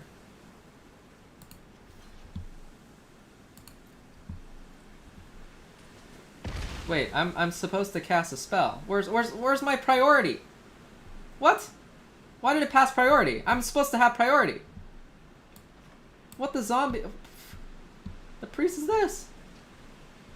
Okay, whatever. I think the settings got fudged up. Auto order, triggered abilities, auto choose replacement set, auto check, choke places.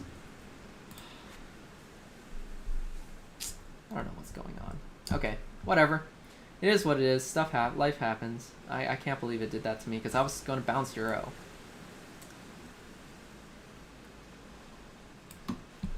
Let's see. We'll just make an, let's see, 3, 6, and then 11. So we'll make, because we need 4, so we'll make a 5 crosses? Because that's 8. Okay.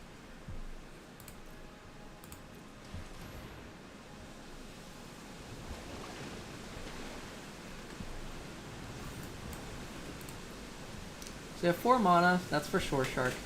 And then we shall pass. Because we were supposed to bounce that Euro. I do not know why that Euro lived. Because we should have bounced it. I don't know what happened. Because I'm supposed to get priority. Next time I'll set a stop to make sure I get priority. Because I'm supposed to get priority there. Because I should have been able to cast a Euro and bounce it before my guy died. And while it was unintentional that happened. Well, great! Non-creature spells cost more! Look at how many non-creature spells I have.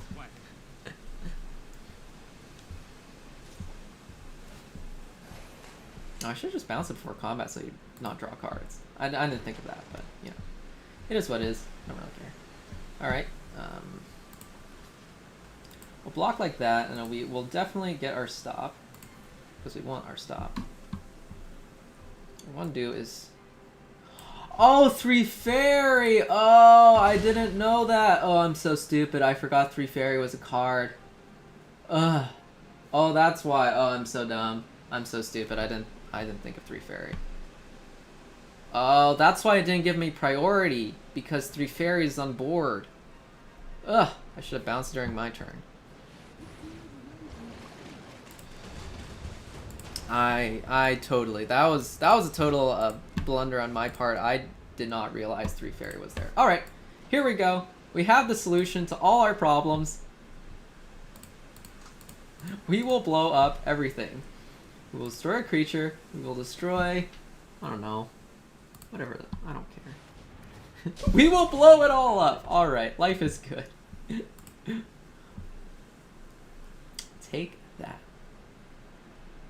Alright, now let's have some fun. Since now it's my turn to do evil things. So first of all, we'll play this Leyline Prowler. Second of all...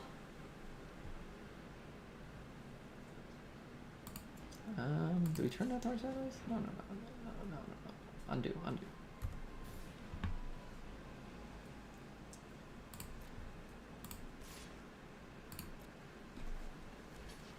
He could jump it, that's fine, but my job's just to gain life. That's fine too.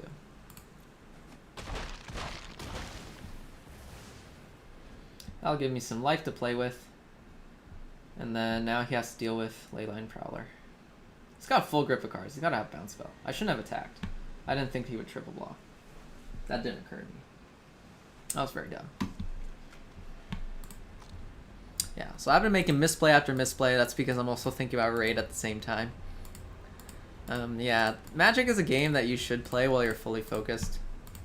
Fortunately, this is just some random junk deck and not some serious deck, so I don't feel bad if I lose. Alright, when is reset? Reset is in 13 minutes. Alright. Sure, throw him on top. Unfortunately, that means my Hydroid Crosses is going to die.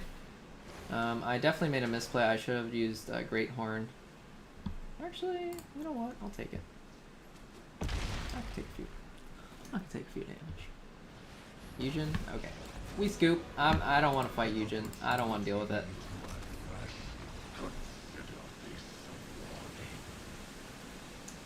I am sick of all these OP cards that I have none of.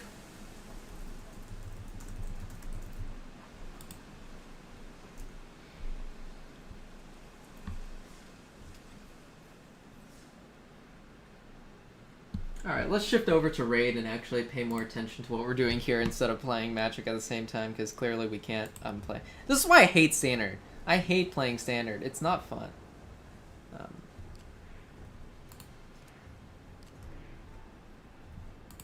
That's why I hate Standard, because it's just who has the bigger, nastier thing, and that's just how it is. I like playing Modern. Modern's more fun because I can actually answer stuff, and that it should be how it should work.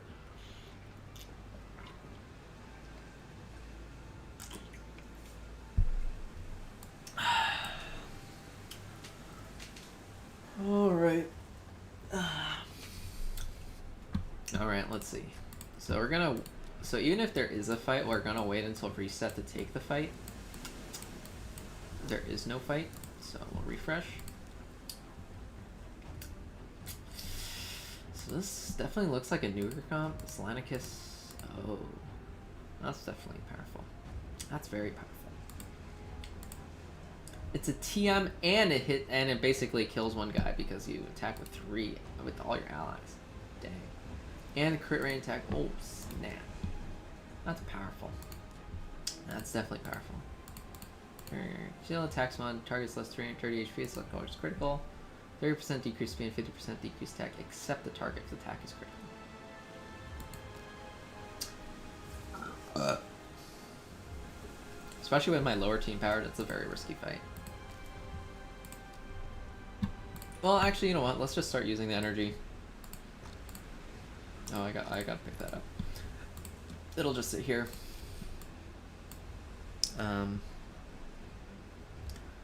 Let's see. What were we doing again? Let's me think.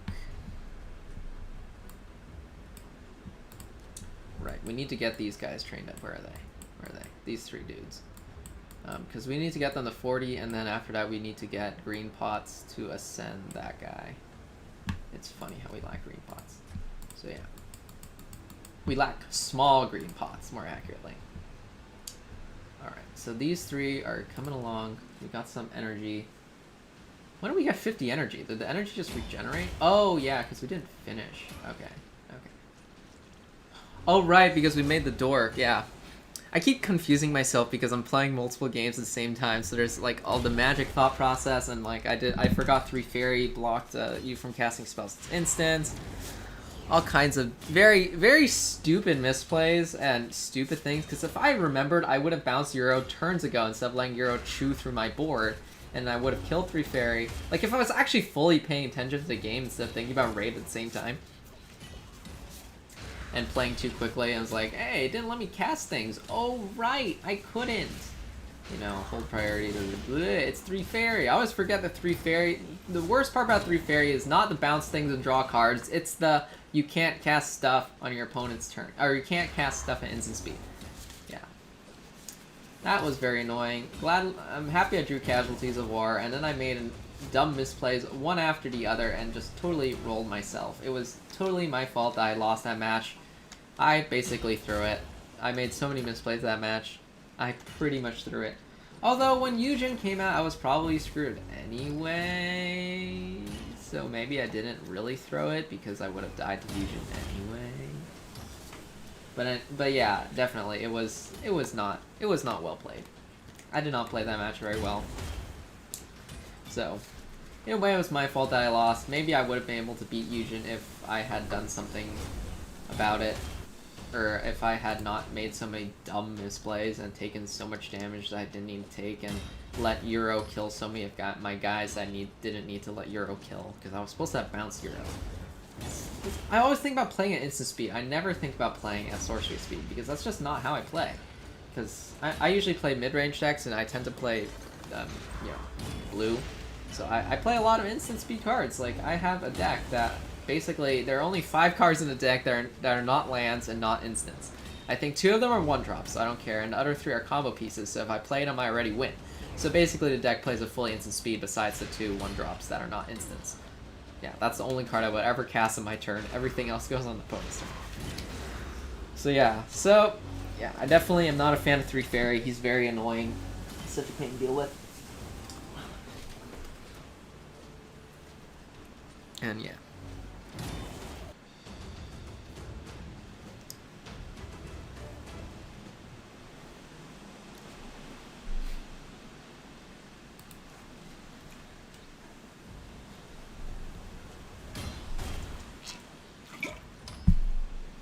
Alright.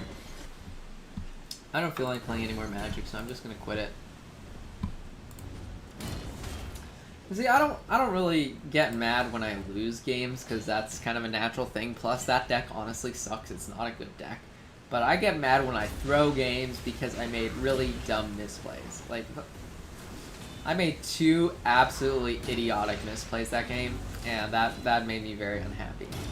Yeah, like, they were It's one thing if you make a play and your opponent counters your play, or has something that beats your play, or, like, for example, like, I nuke the board and then they reanimate everything. Okay, that's fine. That doesn't make me mad, because that's a natural part of the game. Sometimes your opponent just has good cards and you don't win. But other times it's... I just get so unhappy when I make dumb misplays like that. I should not be making those. Those are like beginner level errors, like attacking a 5/5 into 3 2/2s of lower value. That's an idiotic play for sure. Absolutely stupid. And also forgetting 3 fairy has that you can't play instance clause. That was also absolutely stupid. That's all like new player beginner errors. Like I should not have made those errors. They were very, very dumb errors that I should not have made. Yeah, it was absolutely stupid. I definitely should not have made those errors. It was definitely not wise. And yeah. Yep, oh well. Sometimes it happens. Sometimes you don't play at your best, and that just happens. Anyway, that's Magic. Very nice. What was very nice? Was the casualties of war? Because I think between casualties of war and Nethor reanimating everything were the only 2 like actually good plays I made in the game. And that's just because I drew the right cards. Honestly, the deck is not very good. It was never built to be good. It was originally built off of a whim because I had some quest that said play a bunch of lands, and I was like, well, if I'm supposed to play a bunch of lands, then I'll just build a ramp deck and play a lot of lands. And originally I had some actual ramp cards, but now I have all the ramp cards as Mon Dorks. And apparently ramping does not count as playing lands, so it didn't help at all. Even who do you call it? Arboreal Grazer does not count as playing lands, which I think is stupid. Arboreal Grazer should totally count as playing lands because he drops the land on the board. I mean, sure, you didn't play it, but he drops it on the board. Come on. You gotta count those lands. Anyway, yeah, I'm not a fan of Standard. Standard's all about bigger, better bombs. And there's not really much counterplay. I mean, admittedly, I built a deck that's literally just big creatures. All it does is ramp into big, nasty things and play them. So, yeah. But things out, a lot of those big, nasty things in that deck, I only have 1 because that's all I have. Because I didn't spend any money on Magic Arena because I didn't want to spend money on Standard. I could play Limited, but the problem with Limited is that it requires a lot of focus, and I'm trying to play Raid here, so I don't have that much focus. You know, playing 2 games at the same time. My focus is definitely not there. So we got 3 minutes until reset. We'll probably crack some energy. We got this 750 energy. We'll probably crack that. Alright, we took number 1 in tournament. Which tournament was it? Champion Training, I guess? Alright, we're back to number 1. We've taken number 1 away from that guy again. So yeah, so I've been fighting this guy. It looks like it's a big fight. I've spent a lot of energy. We 2 are pretty much double of 3rd, and we've been in a fight. Let's see, we got about the rest of today and then 2 more days. So we got about 3 days left. I believe I should be able to take the victory if I am careful and don't do stupid things, and if I'm willing to throw some gems at it, which I am. Because I got 3,000, I'm okay with throwing some gems at it. Okay, as for champion chase, how are we at? Yeah, so I do not expect to take first. I hope we can hold second because I would very much like this epic book, and it doesn't look like it's even physically possible for us to drop down to 3rd because this guy is so far behind. He's not going to overtake that guy if that guy overtakes me. Like, he's not going to overtake me, basically. Because I'd rather be 4th than 3rd because I'd get an epic book out of that. Nicole Gross putting up good fight considering 3rd only has 4,600 points. Oh yeah, definitely, right here. Yeah, so this is a new tournament. It's not the same as the last one. I'm trying to get this Umbral Enchantress. It's pretty nice. Although now that I got Rearguard, because I wanted another, defense-type champion, and Umbral Enchantress is precisely that. But I pulled Rearguard, so now I'm not, like, super in need of it.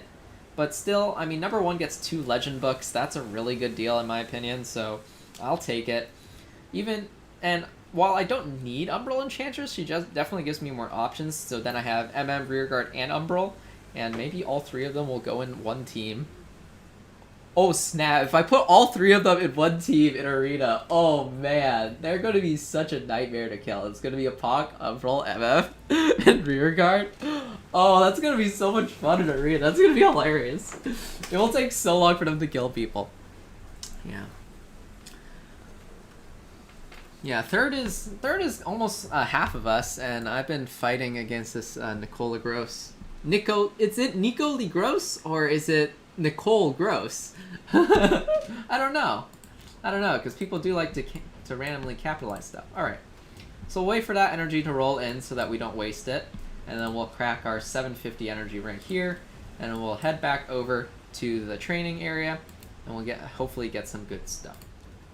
Yeah. So yeah, we'll see. Wait, did we finish Faction Wars? We finished Faction Wars, right? While I wasn't paying attention. Alright, we did finish Faction Wars. It's about a minute. Oh, we got a book. Cool. I like that. You have never enough books. I barely have enough to book another rare.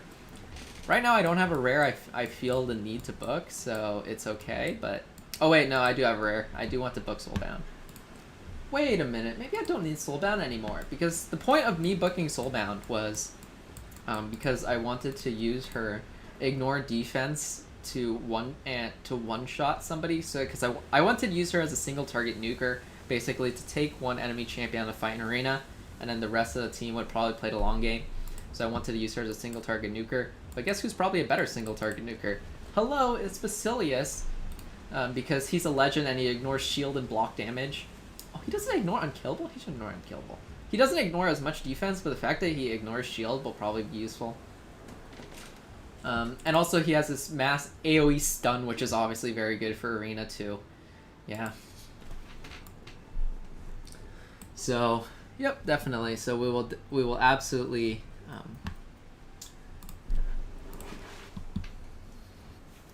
yeah, so we'll wait for that to run in. I'm going to go to the bathroom real fast before we start more champion training.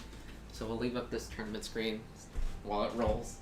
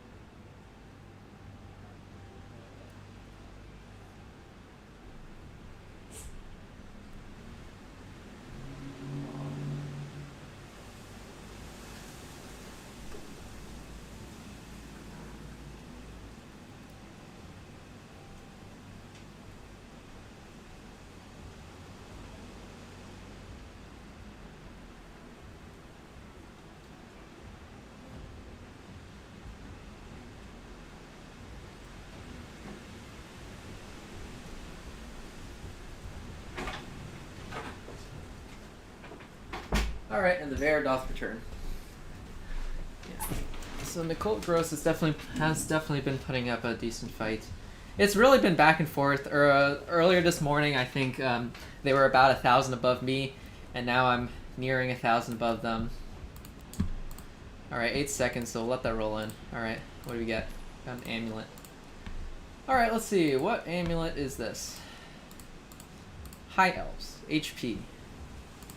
That will actually be probably better than this, because he does not need crit damage. It does not benefit him at all. See the subs, we got accuracy, that's useless. Crit damage is useless, in defense. It's flat. Honestly, this is not a very good amulet for him. Actually, because it has an accuracy sub, I'd actually rather put it on the other. No, but the other guy needs crit. crit damage because he needs to...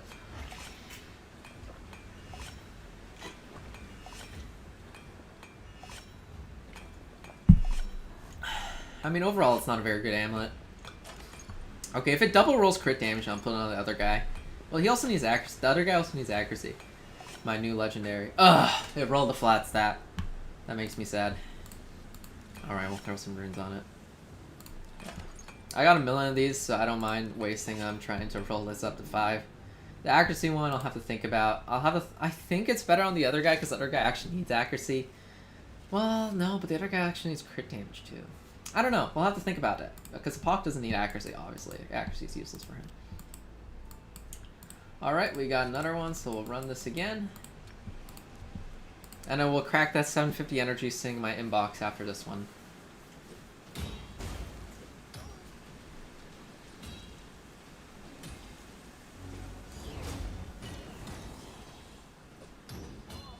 Can you stop?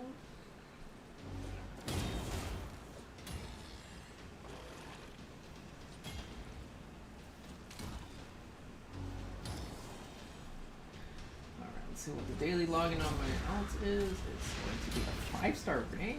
Hey, that's not too shabby. Let's see. Defense. Yeah, nothing good there. Yeah, I'm also running raid on my alt. I have an alt for raid, and I am playing on. And I have been playing on. Another computer, so I use another computer to run my alt. Let's see, what was I looking at again? Alright, what was our new, what's this? Okay, so we just bought that. Then this is all junk equipment that we do not need.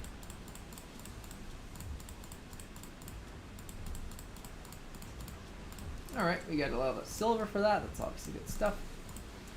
Alright, we'll let that roll in, and then we'll grab our whatever you call it.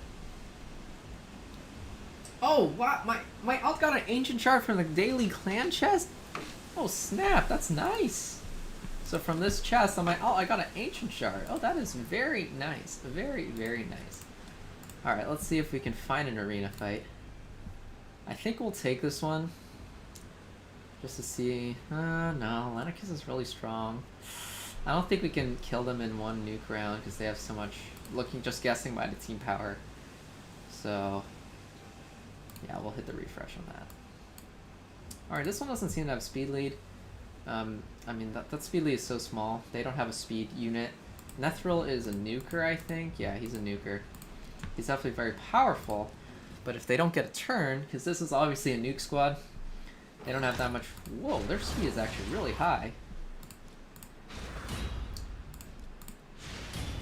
Alright. They'll get a hit, but I'll be able to take out. Oh, nice. They all rolled. Yeah. Their base speed was actually really high. They almost got to go, even though they had no speed guy like a Pock. They didn't have a Kaikatoon or anything. This one's probably a bit much because they have Sile. That one's probably a bit much. They have a big speed lead. They have a big speed lead. That's got too many legends, this one. Yeah, that's too much team power. Yeah, I wouldn't fight that. Yeah. There's not a lot of fights I can take in silver. So, I'm just basically, yeah. Alright, so, let's see. I did get this daily gem thingy because I get gems. Oh, cool, 200. And it was pretty cheap. It was $10, and over the course of a month, it'll give you like 2140 gems, which is quite a few, so yeah. Alright, well, I was looking at other things, so yeah, okay, let's see. We also got summon dorks. Do we have dork slots? We do have dork slots. Alright, dorks summoned. Consider it done. Oh, we got a rare. Oh, Spirit Host. We actually need that. We actually need that. We need that for a fusion. We don't need this for whatever. Yeah, we just need to lock it so we make sure we don't eat it right now because we need her for a fusion. We already have a Spirit Host, but we're not going to use it. I mean, that is being used already. Let's see, we got to increase someone's level. Alright, Basilius, it's you. You will now gain 3 levels. Alright, there we go. Purchase a thing from the market. I just purchased things from the market. Oops. Well, I'll purchase things from the market later. And then once that, let's see, how many we got? We got 11 silver medals. So according to this challenge, how many silvers? We need 30 silver medals. So we need 30 silver medals, and we gotta upgrade the attack bonus on 3 different things. That's going to take some time because, I don't know, I'm just not prioritizing it. Well, now that we have some good force champions, maybe the attack does matter, and also the defense and HP and stuff. Yeah, we're going to have to work on that Great Hall a bit. Alright, energy, are you rolling in yet? 4, 3, 2, 1. And energy rolls in. And then we shall collect on that. And now we shall do some farming. Alright, let's see. 4-star 22. I'm going to set it on... Well, let's start running first, and then I will calculate how much multi-battles we need. I set up a calculator that. Probably 22, maybe 23. From the looks of it, about 34 multi-battles. So we shall set them in for 34 multi-battles after this. Man, that guy is so... It's such a time waster. Oh, right. And then I guess after this we can switch back to playing Magic, because I will not have to pay attention to this anymore, because I'll just set it on multi-battles, so...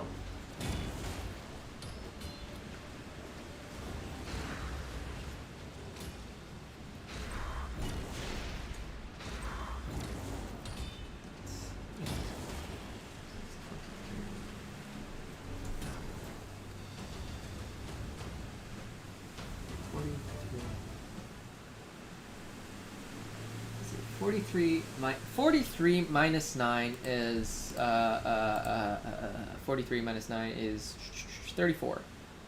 34 multi-battles. Was it? 43 minus 9. Indeed it is. Alright. We'll sell that to Alright, 34 multi-battles. How do I know so fast how many battles I need?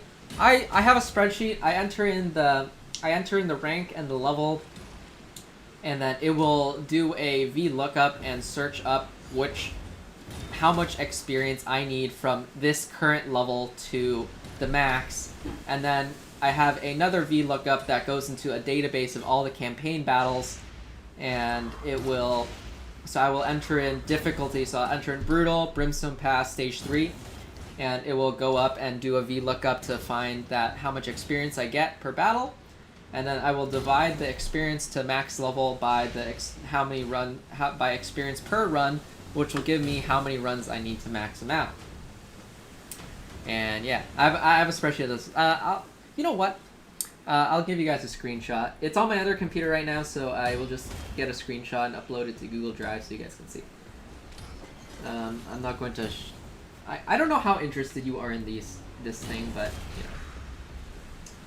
Actually, I can just put it in Dropbox. Nah, I won't put it in Dropbox.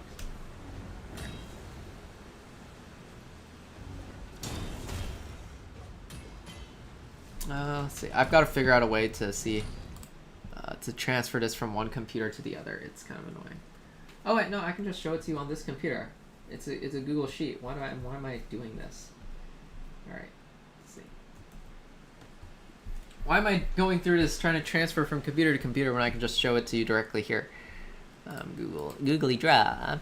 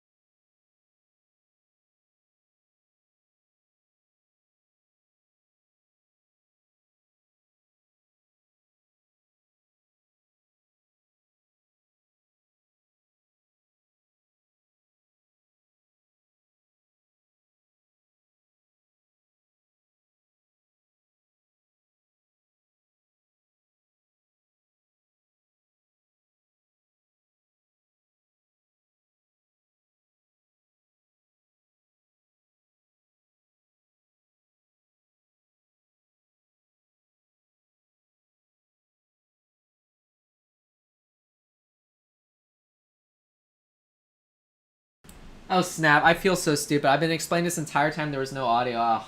So I switched the scene and the audio has been gone. I'm so sorry. That was not my intention. Okay. I guess I'll start again. Alright, so I guess I'll start again. So I've been explaining this entire time with this spreadsheet. And you guys didn't see anything. You guys didn't hear anything because the audio died. Oops. OBS is dumb sometimes. Sometimes it's just really dumb. I don't know why the audio input capture doesn't do anything at the moment. I don't know. Okay. Ignoring that, we have this thing. So this is, okay, so I'll show you the complex version first. So we'll start over here. So this one right here will tell me, so if I enter a rank, so let's say rank 4, level 23, it'll give me how much experience I need to max out. What it does is it does a VLOOKUP, which will find how much experience I need from there. There's a few more of these for a different version with different aspects that are there. But anyway, so this will tell me how much experience I need to max. I can search up like, or I don't have a lot of nightmare ones, so we'll do like hard, palace, or okay, let's do brutal. And then, because I don't have all the data, it's in this spreadsheet, so this is just data I've collected.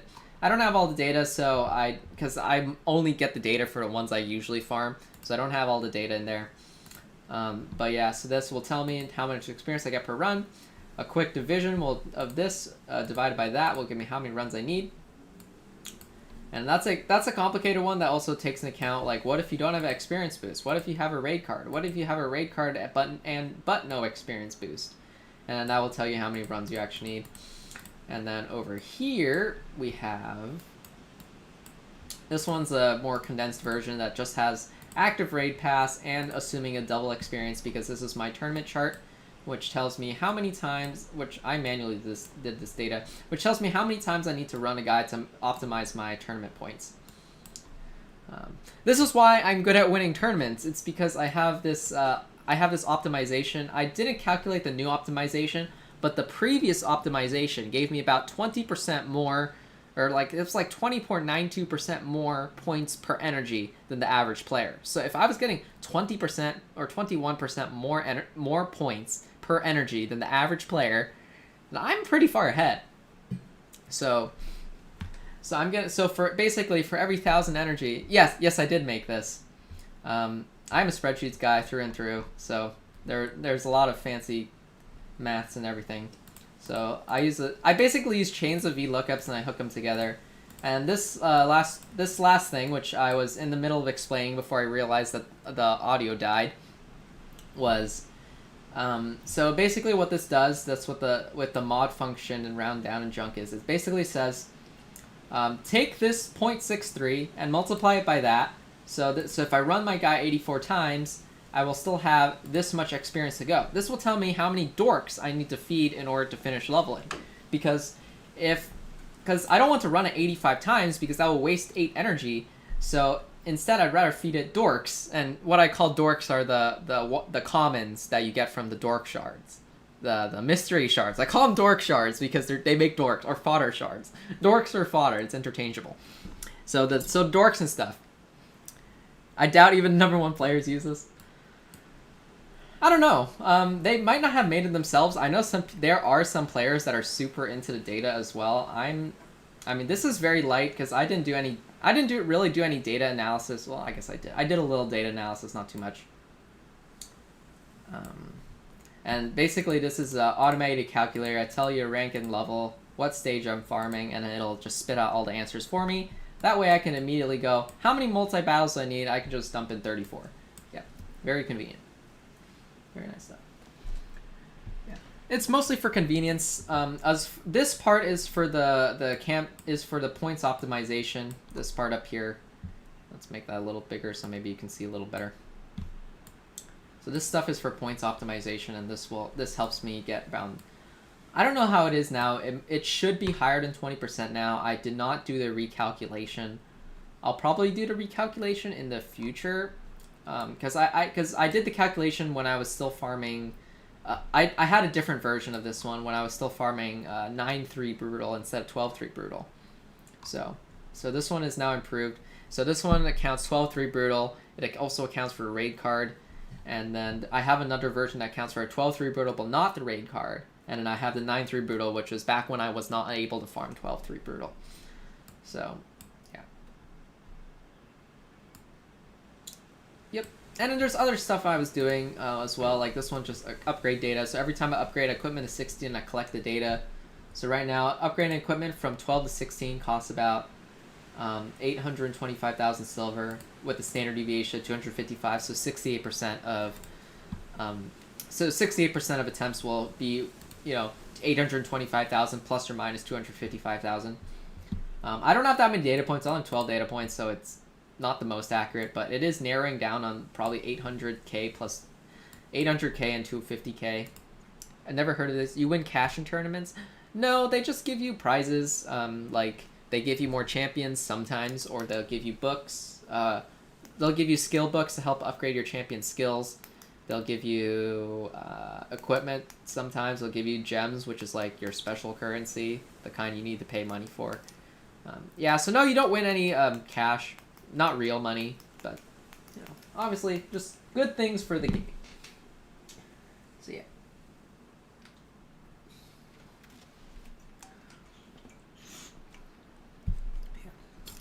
So yeah, this is why I enjoy games like these. If it's a game that I can make a spreadsheet out of, then it's a lot more fun than a game that I don't need to make a spreadsheet out of. Although I made a spreadsheet out of Overwatch too. Yeah. I mean, Raid Shadow Legends, they like to totally spam like advertising. There are so many sponsored ads and so many, YouTube sponsorships. I mean, even if you have ad block, you wouldn't see them, or you would see them. So yeah. And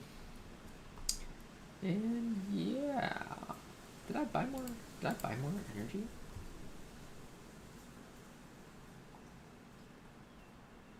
I don't think I bought more energy. Okay. So we're still at 3 shots of energy bought. So this is just temporary. This is just me tracking what I did right now. Yeah, and this gets more complicated. I also calculated the value of every single offer pack and gave it a baseline and percentage value. And I keep logging them in the spreadsheet, so I will continually be able to see how valuable these packs are.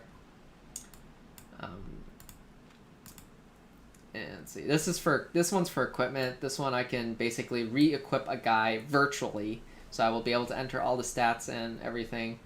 This one's kind of a pain to use because it's so complicated and has so many data points you need to manually enter. Unfortunately, I can't get it to scrape off the game. That doesn't work because the game is not, normal. How much time did it take me to make these? I don't know, because I make these for fun. Like, at least a few hours, I guess. I mean, you start with one thing that you wanted to calculate, and you just keep adding more and more and more features. And then that's basically it. Like, for this one, I just started with the equipment and then the base stats, and I realized there were set bonuses, and I want to see differentials, and I want to see... and I wanted to also add additional bonuses from Arena and all that, and then I wanted a system that could automatically fetch the above. So, for example, if I killed this... not that. So if I killed that and I change this to 1, it would fetch the one above, so that the one here, so that tells me that I have the same equipment. The number's a little bit funky because it's not in number format, it's in percentage format, which is kind of annoying because sometimes some things are in percentage and sometimes they're not. You leaked the link now, you can steal it. Go ahead, it's a private document, so you can't steal it, but you can click on it. You can use the link if you want to type in this really fun link. It's a private document, so unfortunately you can't steal it, but if you want it, I could actually I can make it public or something, or I'll make a copy of it so you guys can play around with it. If you break it, I'm not going to fix it for you though, so so be careful.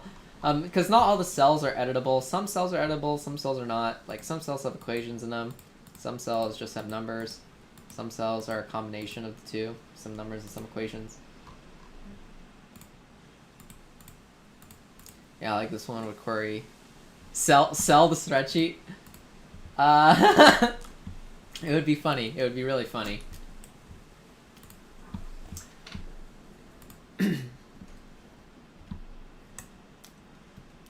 I mean, I could sell the spreadsheet. It would be interesting, to say the least. I'm sure someone would buy it. I just don't know how much they'd pay for it.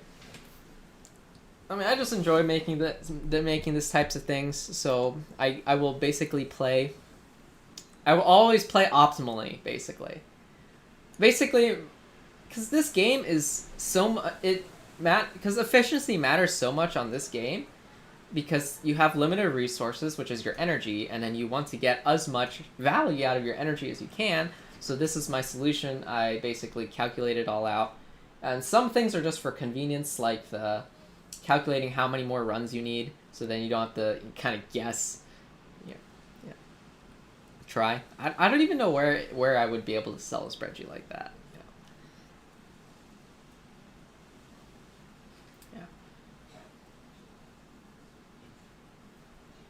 I mean, I think there is a more optimal, because a lot of that was manually done. Because right now I am taking a course on machine learning, so I'm going to try to use machine learning to analyze some of that data, and I'm going to try to make an AI to give me answers. So, because this is just me, my human optimization, and I want to make this optimization more optimal. I don't think it's perfectly optimal. It's pretty up there, but it's not all the way there yet. So I'm definitely going to make a further optimization with machine learning once I have sufficiently learned about it. Do I work? No, I don't. I'm just a college kid home from school, sitting in my room at home for several months because we got kicked out of college in March. Because they sent everyone home in March because of the coronavirus, so everyone went home, including me. So I've been at home since March. So yeah.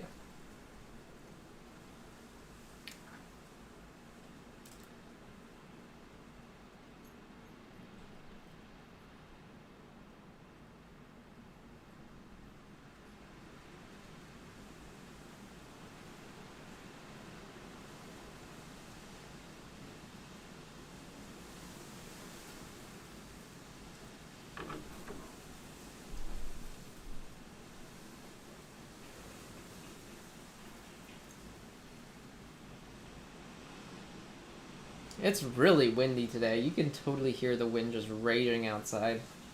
I need to get some water. I'll be right back. Whew. Talking about the spreadsheet made me thirsty.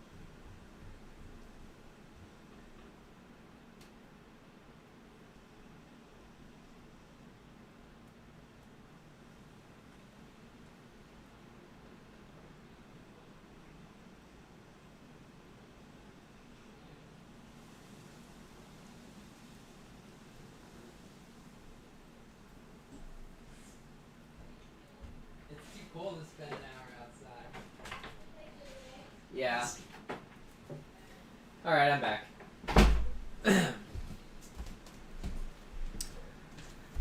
Hang on. Do I play other games excluding Overwatch? No, I killed my... I hope the stream doesn't die. I knocked off the Wi-Fi guy on my computer. Is the stream alive? Is the stream alive? Alright, the stream's alive. The stream did not die. I knocked off the Wi-Fi antenna on my computer. I should tape it out. Do I play other games? Earlier I was playing Magic Arena. I don't play it that much because I just rather play paper Magic. I love Magic the Gathering. It's my favorite game. But I can't play it right now because we're in quarantine. We're all stuck at home. Yay! So yeah, I don't play. So I haven't played Magic Arena, obviously. I don't play much paper Magic lately. The other problem with Magic Arena is that I can't play Modern, my favorite format. And instead they only have Standard and Limited. And I guess Limited is fun. You can enjoy Limited a bit. But it's not really something that I really like super enjoy or anything. So yeah. So I probably will play some draft. Probably next stream I'll probably do Magic. And I'll probably be playing a draft because I have to dedicate my full attention to playing Magic when I play Magic. Earlier I played a little bit of Magic and it turned out really badly. I made really stupid misplays because I was also because I had Raid open at the same time, so I was running both games and it did not turn out too well for me. I made really dumb misplays and I lost. Although it was possible I would have lost anyway, even if I didn't make the stupid misplays, but I absolutely lost because of those stupid misplays. Fortnite? Nah. I'm not really a fan of runny gunny games. I'm more of a fan of strategy games. I mean, Raid is not really a strategy game unless you make it a strategy game. I made it a strategy game with the spreadsheets and all that other fun stuff. But honestly, it's not really a strategy game. And a really nice thing is that you don't actually have to click when you run it on auto. Because right now I'm running on auto multi-battle. And I don't have to touch my computer. I mean, I ran off to get some water and I, took my time on the way back. I'm actually playing my alt account on another computer right now as well. And then earlier I was playing Magic and Raid at the same time. So, League of Legends. I tried League of Legends many, many years ago and I didn't like it. I didn't really enjoy it. It is a strategy game, but it's like real-time strategy versus more like turn-based strategy. I do generally prefer turn-based strategy. The only runny-gunny game I've ever super been a fan of is TEP4. It's dead.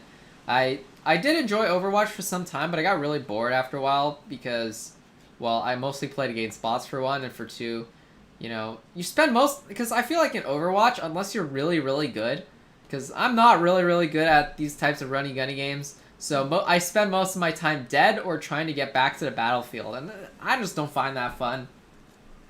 So I'm not good enough to spend less time being not dead, so I'd rather not play a game where I'm dead all the time. I did play Osu. Oh, right. I did play Osu on stream once, or twice, maybe once.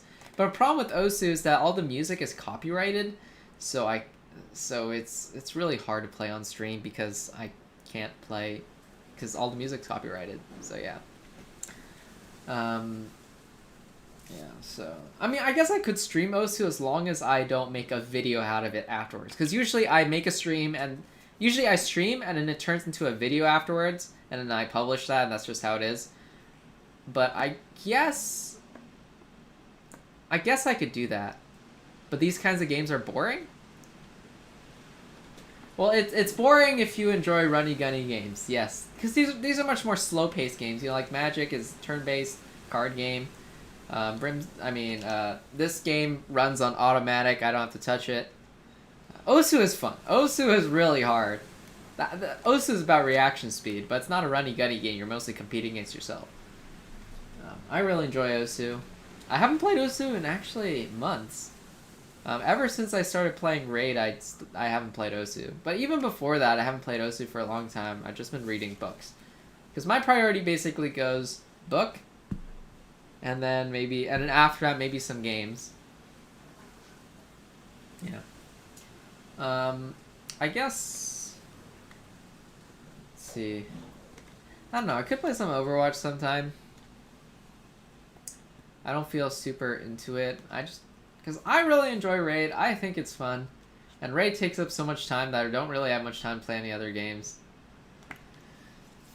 Of course, the nice thing about Raid, though, is because I don't actually have to do anything while it's running, that I can just sit here and let it run, basically. Which I like. I mean, it's boring when you're not playing it. Watching it is probably a lot more boring because you're just sitting here watching these guys run over and over again. It's not your guys, so it doesn't matter to you. If it's your guys, like for me, these are my guys, so it is kind of interesting to watch them. And then make sure that my calculations were not off, because my calculations should be correct, but there is a possibility that I made a mistake somewhere. I don't believe I made a mistake, so these guys should be fine, so they won't level out. So yeah. League. Yeah, I mean, I'm just not really a fan of League. I like Age of Empires better, where you control a lot of units. The problem with games like League is that unless you're good at it, you spend too much time dead, and I just hate spending time dead. I really like TDP4, and part of it was because I was really good at TDP4. I guess I don't think you guys are TDP4 guys, but I used to put some TDP4 videos up on my channel as well. TDP4 is a now dead Flash game. It is a shooting game. It's one of those runny-gunny games, like I said, and it's not a FPS. I don't like FPSs. I mean, I just don't like the fact you can't see all the way around you. I'm used to side-scrollers like TDP4. I guess you could say I'm used to more older-style games, because FPSs are like the new big thing. I mean, Fortnite's not really an FPS, but it kind of is. It's like mostly an FPS. I'm not really into Fortnite anyway, because I don't like games where you spend, too much time dead. That's not fun. I guess we have a different definition of fun because you guys probably like the more action of Fortnite and that kind of thing, and then I prefer the more strategy of this type of game, and I can just sit there and do stuff. Like, one of the things I do a lot while Raid is running in the background is I just go and read my books. Raid is running in the background? Wonderful. Raid is running in the background. I'm going to go read a book. Yeah. Third-person shooter? Yeah, not a fan of that.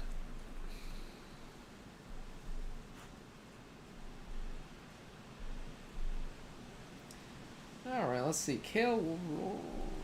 If Martyr rolls, that'd be great. Alright, Martyr roll. Alright, put him on. Nope.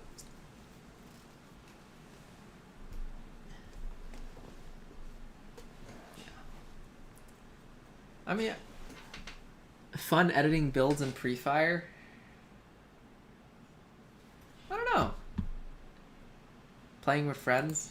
Yeah, I don't play with friends. Maybe that's why I don't enjoy games like those, because I always play solo, because that's just the way I pretty much always play games. Oh, I gotta run the dorks. Let's see, we need 4 sets of dorks, so 1, 2, 3, 4. Alright, we just got enough. So I'll go to normal. I gotta run the dorks. Let's see. Alright, we did get resets. The daily reset did happen, which means that after this, I need to go get some green pots to max out that guy. And once those guys are all maxed out, then we can go and get some. League is a strategy game if you make it. I mean, it is a strategy game. It's just a real-time strategy game versus a turn-based strategy game. I'm definitely a bigger fan of turn-based. The only real-time strategy game I super enjoyed was Age of Empires, if you guys know. It's a really old game. Age of Empires 2 was released in 2000. So it's... Age of Empires 2 is actually still really big, apparently. They're making, like, HD versions of it and all that. It's an old game, old classics. Stuff like that. I mean, League is definitely a strategy game, for sure. But you need to meet the minimum requirement to at least, play your character well before you can try to do strategy. Because if you can't even play your character well, so what if you have strategy? You're just going to get killed every time. So you need to meet that minimum requirement, and I can't because I'm just not good at those fast-paced type games.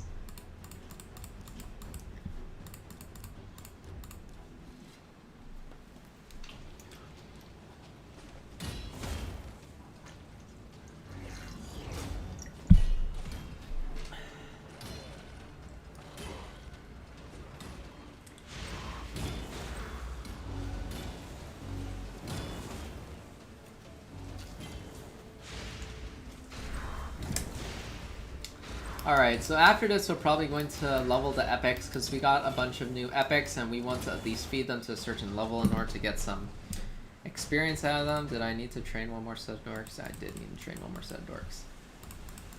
So after this we're probably going to feed the epics. Epics are, okay, so according to my spreadsheet, epics 4 stars are run 3 times, so I believe I got a few new epics. We got a new 5-star, but I think Basilius will probably just use Bruise on him because because he's solo and because I like to run things in sets of 3s because that just makes my life easier, so I don't have to count and try to keep track of things. So because of that, I'm going to... Oh, they only need 2? Did I count wrong? Because according to my spreadsheet, I need 4. Oh, I know why. This one in particular I probably use for Faction Wars, so the experience is... No, but I just leveled them.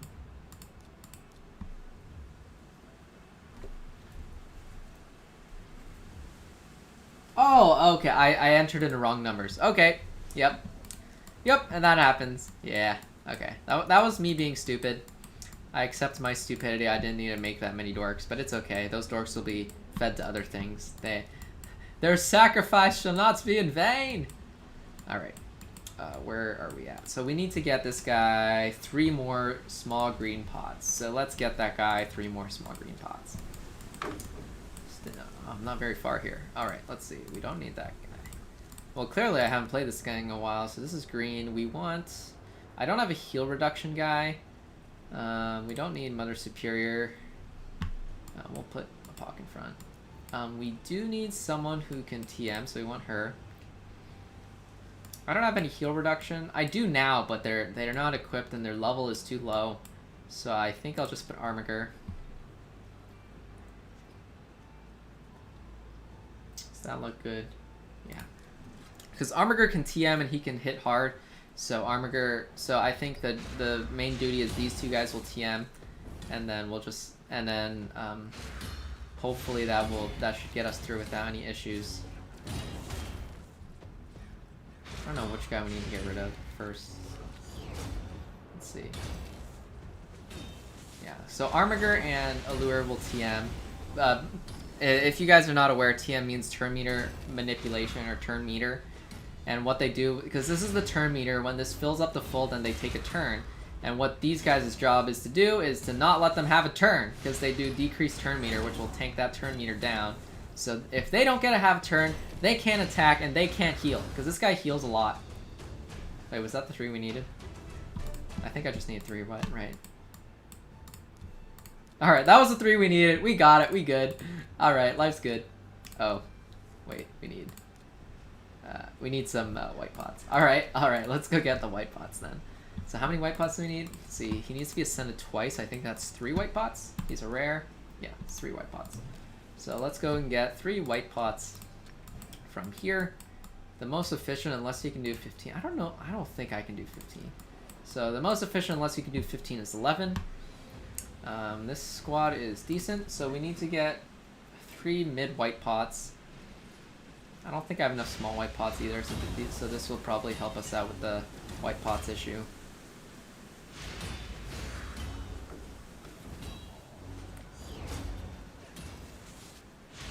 Yeah, Armiger's job is... I mean, the entire job of Armiger is to not die until the boss. Fortunately, I know he won't die because the other guys help shield him and heal him. And once we're at the boss, it's take out the small dorks, and then after that we just TM big dork, or the big boss. Yep, now he's never gonna get a turn again because we'll just TM him to death.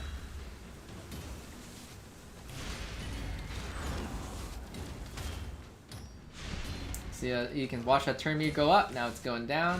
When a lure attacks, will also knock it down. Yep.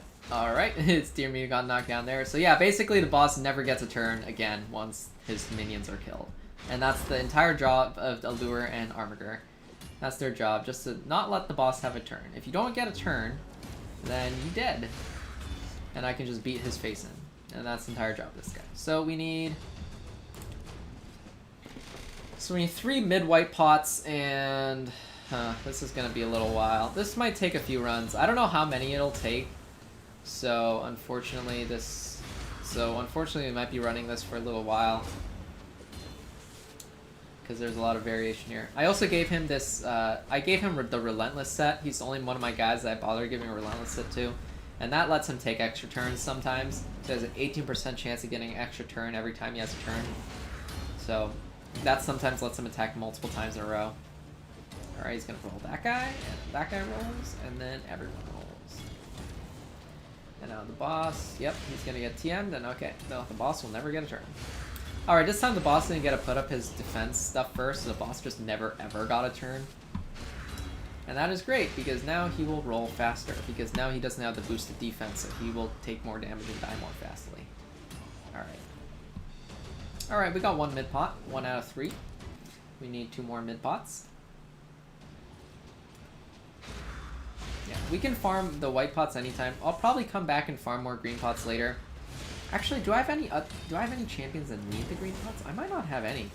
I know I definitely will need red pots for some of my new champions, but I don't think I need more green pots. I might be good on green pots, and in that case, then I won't bother, because I should be farming experience for the tournament instead, because that's just a better deal. That's just a better use of my energy. We won another arena fight on my alt, so let's see if we can take another win. Huh.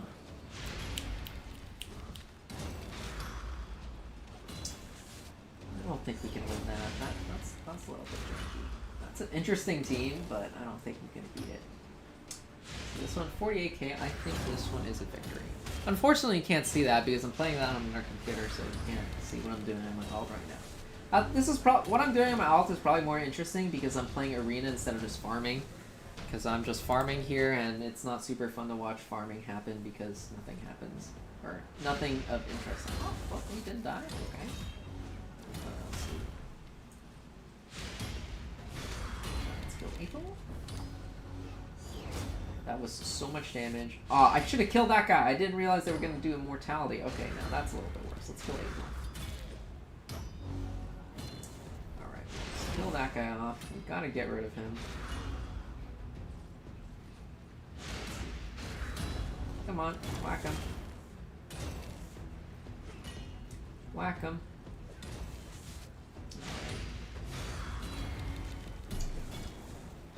No one's got an arrow, so not hard to move. Shield attack. What's this kill shot?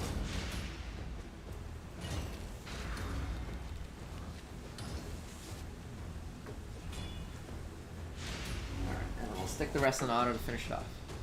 Alright, I don't need another small pot. I need, was it 1 or 2 more mid pots? I think it was 2 more mid pots.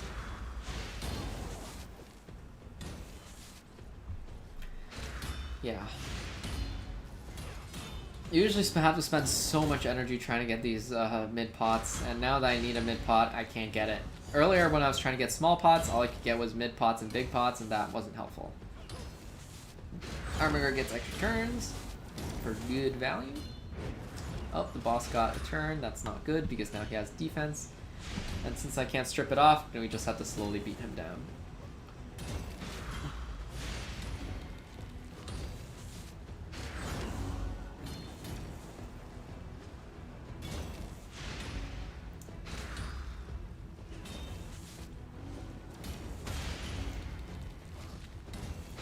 The idea of the boss never gets another turn is pretty nice, isn't it? No turns for you.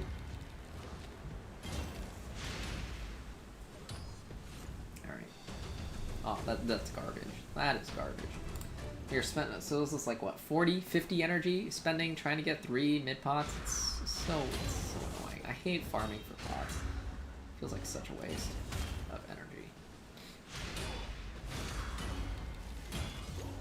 Yeah, unfortunately I don't really have any like quick nukers, so I can't make this run any faster. Because I just don't have anything. Because if I had like a Cold Heart or a Royal Guard or something, we could probably get somewhere. But I don't have any quick nukers, so unfortunately we just have to wait, sit here and wait for the thing to slowly go. Oh, the boss attack. Okay. That's actually okay that the boss attack. I actually prefer the boss attack to getting some getting some life, because this means that he as compared to putting up defense, because he's not going to get in our turn, so him attacking instead of putting up defense is actually a good thing.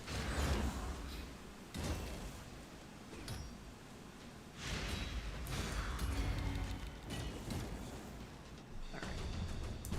Keep getting small pots. How many more do we need? This is terrible. I hate doing this. I mean, we have one big pot. We don't have enough to make another big pot, so we got to keep going. I hate this. I hate this. I hate farming for potions. I don't think I can take stage 15 with my current crew. If I had, once I get rear guard sergeant up, I think I can take stage 15. But until then, we're still stuck on stage 1. Because even stage 14 is like super iffy as to whether I can win or not. It's like a gamble. I won stage 14 once. I don't think I can win it again. So yeah, it's too much of a gamble, so I'm not going to take it. If I manualed it, I could probably definitely win, because Armiger and Allure would keep TMing the boss, so the boss would never kill me, and if the boss doesn't attack, then I will win eventually.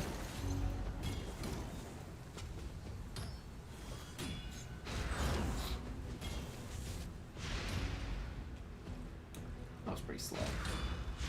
Not a lot of crits there. Alright, those two guys rolled quick. Armiger will start TMing. Aw, darn it. Dang it.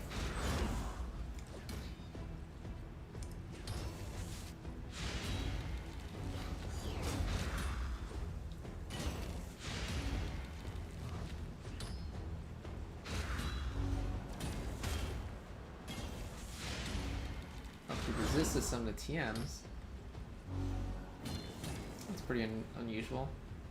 Alright, needs 3 TMs, so he doesn't get a turn. Really? Really? I don't need more fodder shards. I need the stupid, dumb mid-pots.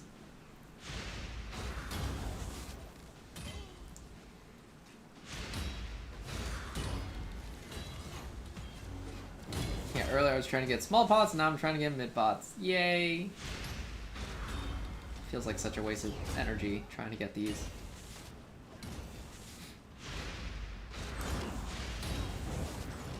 Oh, he still used the buff? Why did he use the buff for? Well, at least this is faster. We're already beating at the boss at 30 seconds in. He has a lot of HP. It's not that high, especially if he never gets to take a turn. I guess he does take a lot of damage. I mean, he takes a lot of hits before he dies. But if he doesn't get to take a turn, you know, any amount of HP is not too high. Yeah, unfortunately I don't have a giant nuker. Armiger can do a nuke, but he can only hit for like 12k, which is actually less than some of my other guys, because this guy doesn't have that much HP. If this guy had more HP, like 300,000, or not 300,000, but like a lot more. Because there are some bosses, because this is only a level 11 boss. Like on a level 20 boss, stage 20, not level 20. Stage 20 boss, Armiger can probably hit for like 300,000. But this boss doesn't have that much health, so as far as bosses go at least, so Armiger can't hit for very much.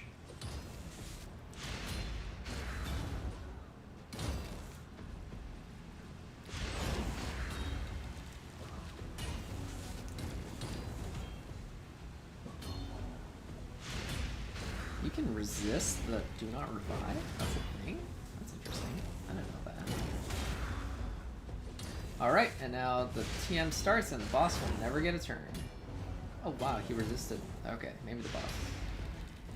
Nah. Armiger got an extra turn, so we can TM him for sure. Yep. Alright. Alright, the boss will never get a turn. Yeah, barring being unlucky. If you get unlucky, because these guys can only TM when they crit, I built them with high crit rate, but their crit rate is not 100%. So there is a chance that they do not crit. I think Armagar is like 70%, she has maybe 60%, but she has 3 hits, so the chance of not TMing is really low. Alright, we got another mid pot. I need 3. So this is going to take some time. Alright, so I probably will waste around 100 energy on this. I can't believe I'm wasting 100 energy to get 3 mid pots. It feels like such a waste of time and energy. Because 100 energy is a lot. 100 energy can get me a lot of tournament points. Like 100 energy should be able to get me like 120 plus tournament points. Am I the man behind the slaughter? Slaughter? What slaughter?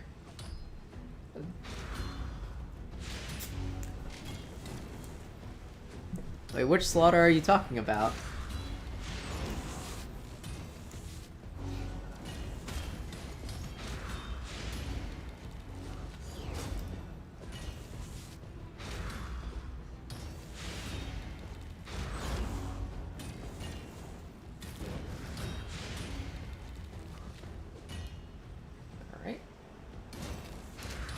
He's down. Another small pot. Unhappy face. Alright, I'm gonna go to the bathroom real quick. I'll be back.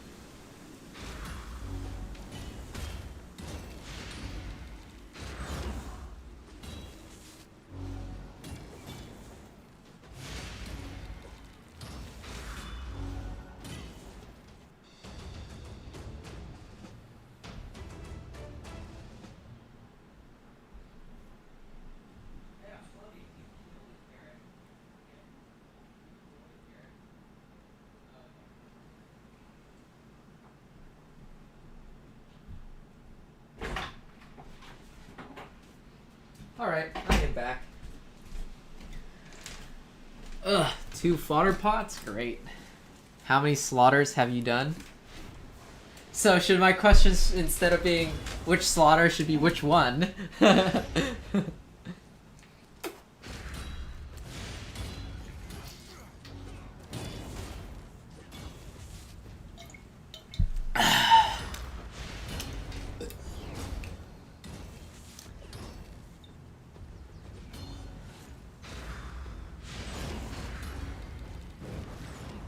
No, the boss got a buff. Let's see. I don't have a buff remover. Yeah. I don't know. I don't think there's any way to do more damage. Except maybe... Yeah, I don't really have a way to deal more damage. Because I need a Kale to clear the waves. So, okay, this guy's Kale in case you guys didn't know. So I need Kale to clear the waves in order to get to the boss. I need him to keep... Armagar and Allure alive to the boss. These guys TM, this guy needs to speed. It's not really anything I can switch. The purple guy from FNAF, the man behind the slaughter.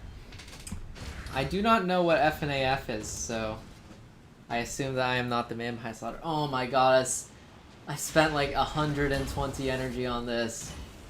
I'll have spent like 130 after the next 2 runs, because I'm assuming this one's not going to be the last one, because I'm not a lucky person. I can't believe to get 3 flipping mid pots, I have to spend over 100 energy. That's crazy. It's such a waste of energy. It feels like such a waste. I hate this. It's the worst. Why'd you do that instead of TM? Oh, the boss is that low. Okay. Alright, now they'll be doing their TM thing. Oh, he didn't crit. Yeah, see, he didn't crit there, because I think he only has like 75% crit rate. Alright, fortunately she did get a couple crits, so we got TM. And now he'll get in with another TM. boss will never have a turn. You shall never have a turn. All the energy. I know. So much energy. I'm wasting so much energy on this. It's such a waste. To get this dumb, stupid white pot. I just want to get the dumb white pot so I can be happy. Stop giving me the small fodder pots. Alright, that's 130 energy in the bin. I just need one more stupid mid pot, and then it's gonna give me the big pot, and I'm gonna cry. Because you can convert small pots into medium pots and medium pots into big pots, but you cannot convert down. Because I would love to convert down. Because if I can convert my big pot into 10 medium pots, I'd be all for it. Because I do not need that big pot right now. Well, I will need it later, so maybe I'm not that all for it. But right this very now, saving my energy, because I'm in a tournament, I would rather use this energy getting experience and leveling up my guys so I could get some tournament points. Would be so much more worth it. Alright. Yeah, he doesn't hit very hard. 9k? Oh, that's because he had increased defense. He was hitting for 12k when the boss didn't have increased defense. Still, 12k is not much. Because, I mean, these guys hit for more on me. He hits for 7.5k on his regular auto attack, so... Oh, the boss got a turn! Wow! I guess I must have missed some crits. Oh well, it doesn't matter. He's gonna die anyway. Ugh, oh my god, that's not what I want to. Do I have enough small pots to make a mid pot yet?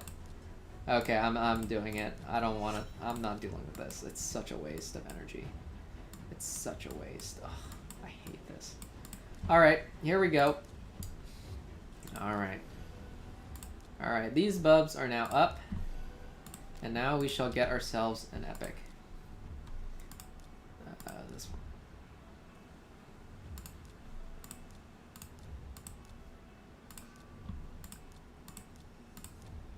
one. Alright, here we go. 300,000, I can afford that right now. Whoop-doo, I get an epic. Yay, it's a very bad epic. But why did I want to get this epic? Because now I can use it to fuse him later. I need 2 more of these rare guys, or if I get lucky and pull that. But 2 more of these rare guys is probably where I'm going for, because I already have these 2. I pulled an extra one of this guy. I don't need an extra one of this guy. He's trash. But anyway. Alright, now we got another epic, so now we are happy. Oh, it's already level 50? It comes to level 50? Really? Where is it? Where is it? No, it comes to the level 1. Oh, it comes as a level 1. Okay. Okay. Well, okay, let's see. That's another epic for the epic training squad. We got 3, 6. That's perfect. Or, oh. Well, I guess she's a 4, too. Well, it's fine. It's not important. Anyway, so we got 6 for the epic training squad. You shall join us in our epic training squad, and this guy we'll feed with pots. How high does 5 go? 5s go to like 24 or something. He's red, so we'll give him some red pots.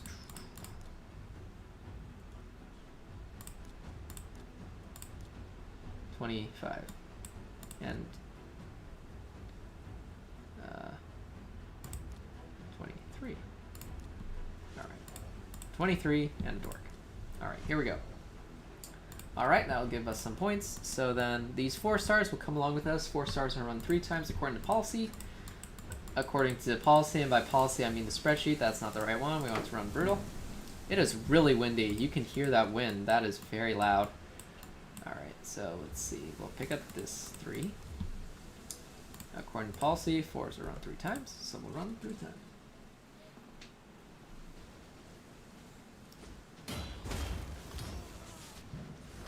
Did you see that weird like turn after she turned? It's like slowly lagging back to its original spot. That was funny. That was the slowest attack in the world. This guy's attack was so slow. It's like, shoot a slow lag arrow. Oh, now he attacks quickly. Okay, I think his auto attack is just slow. Yeah, she's definitely gonna be used for a clan boss. Can't wait to use her. Right now she's just killed over flat on the ground. I love that dying animation. We go plap. That's funny. I like that dying animation. That's a good one.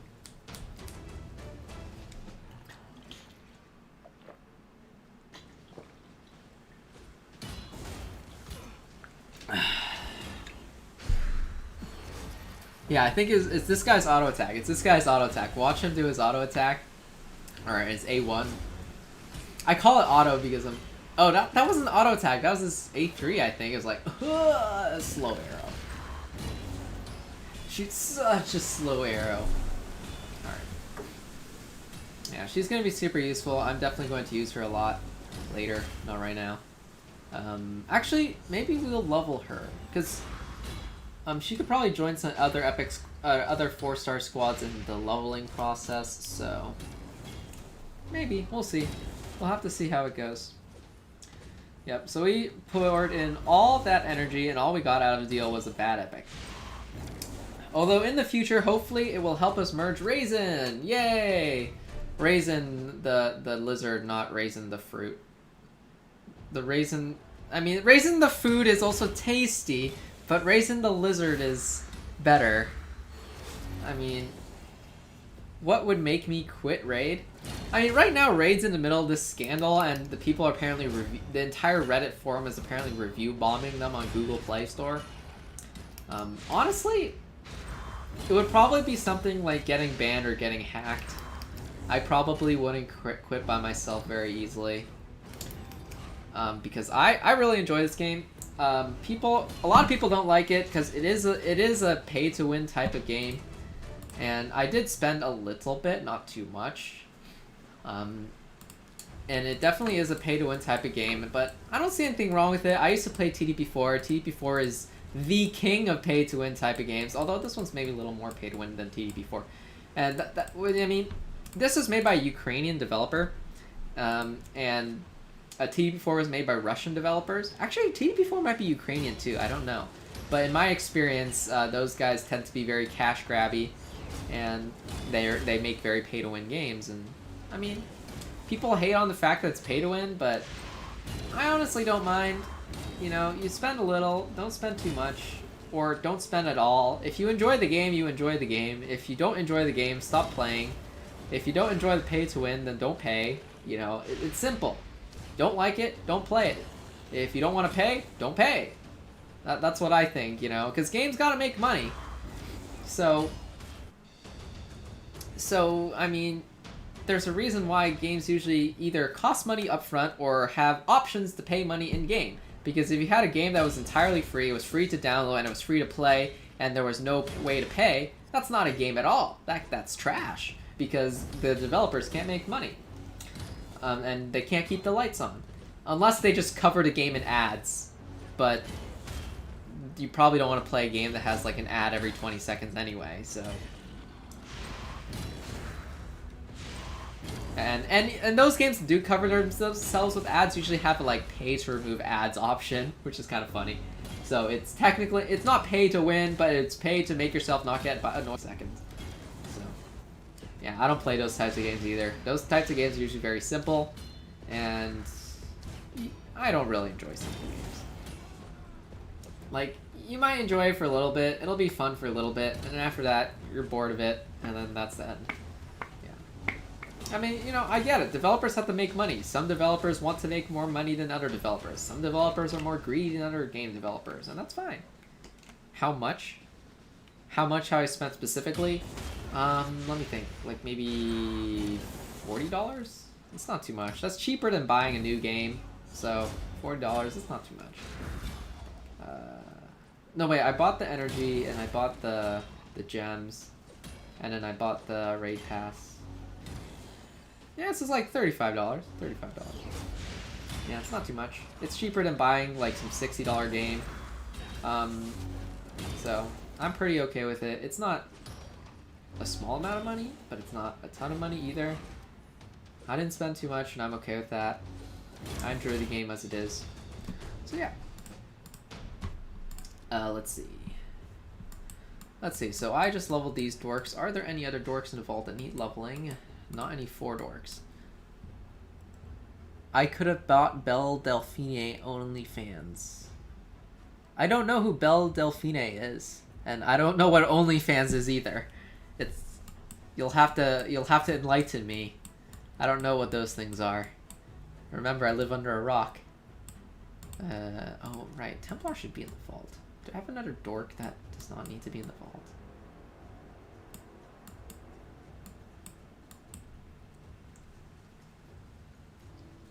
Oh right, I was thinking about merging some rares. Okay, we'll pull out my oh no, that's annoying. Do you live under a rock? I do live under a rock. Don't mind me. I do live under a rock. You know what? Let's just take out this sorceress. It's not gonna be nah, it's an extra. We'll keep it for now.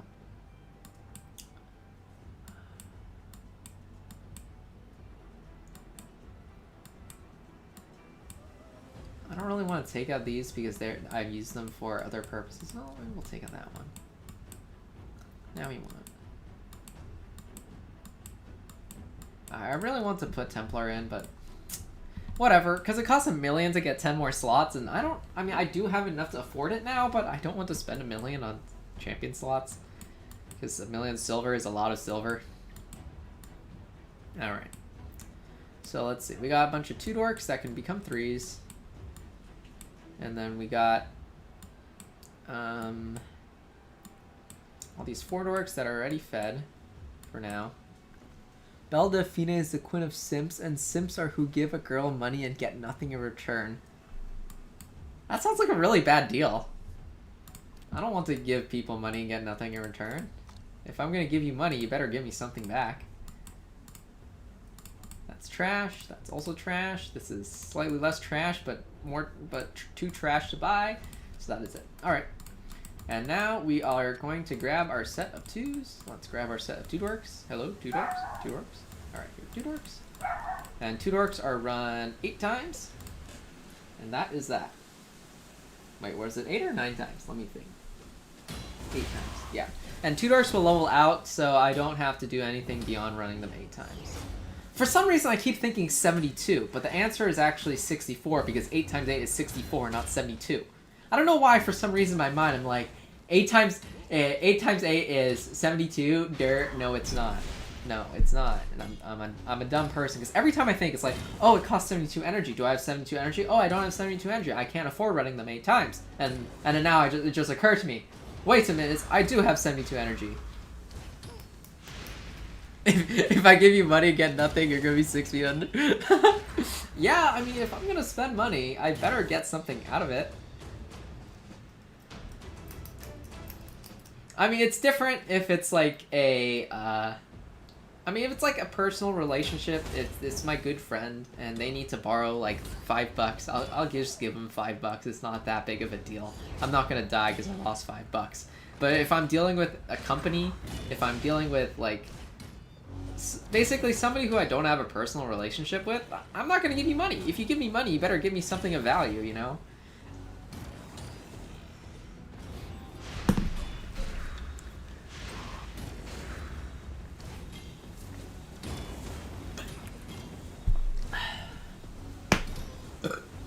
Excuse me. Alright. Let's see if there are any more fights I can take on my alt. Alright, this looks like a fight. Yeah. Maybe I should try to see if I can run 2 instances of raid, because I think if I use blue stacks, I should be able to run raid on my computer at the same time, because because I'll probably do more, because I'm probably doing more fun things on my alt than I am on my main.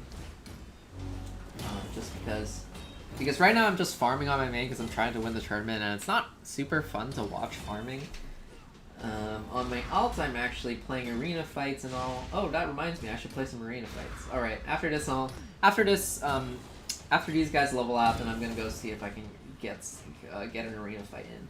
So that will be something interesting. Although I'm on the cusp of increasing the power of my arena team, my energy. Oh, that's true, because my energy is yeah, because then my energy won't.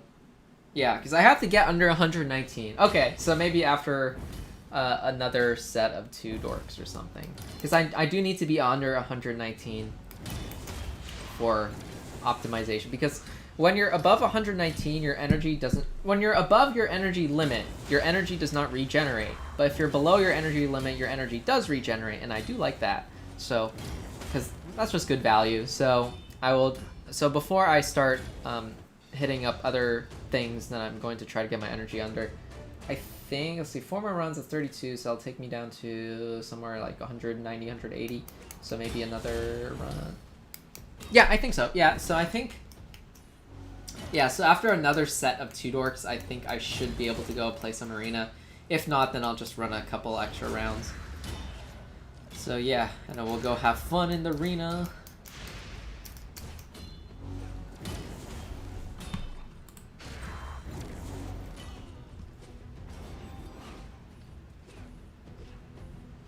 Corpse Collector. I don't think Corpse Collector is all that good.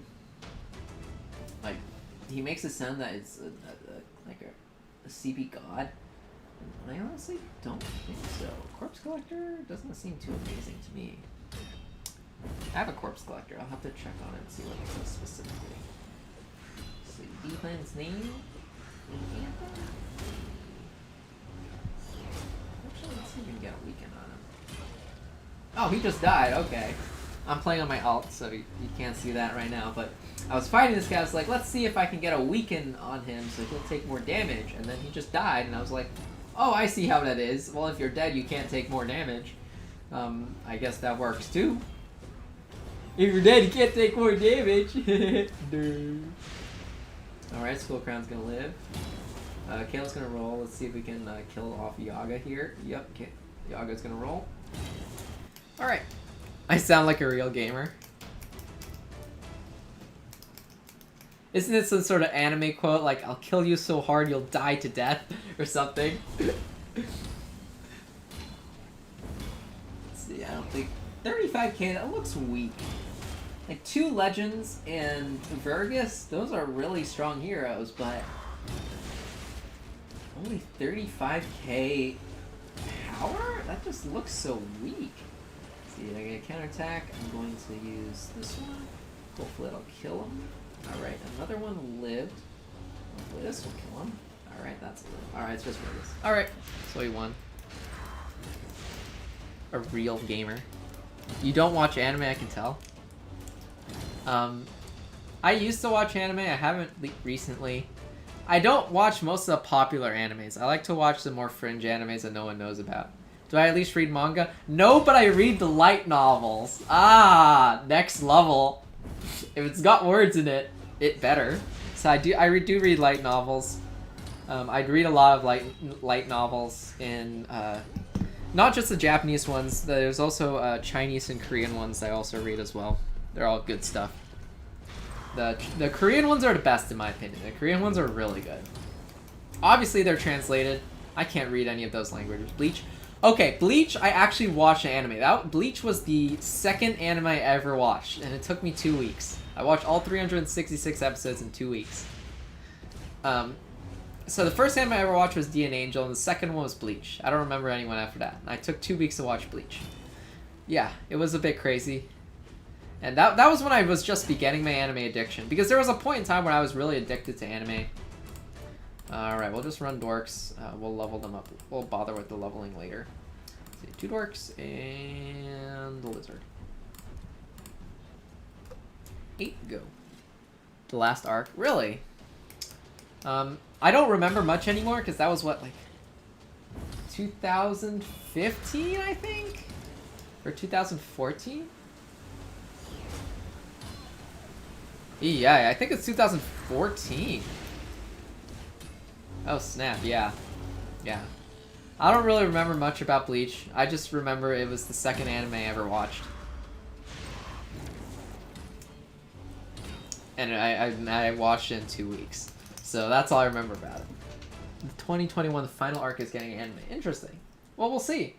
I'll probably watch it. I don't know if I'll remember much of it, because like if you ask me, I can't even name the characters right now. That's how long ago I've watched it. I've never watched. I can't remember. So, yeah, I don't even remember the names of the characters. That's how long ago I've watched it. But if it's getting a new arc, I'll watch it. You know, that's definitely an interesting thing to watch. Or it's definitely watchable. Watchable. All right, Veyr will now shut up. Veyr's being stupid. Don't mind Veyr.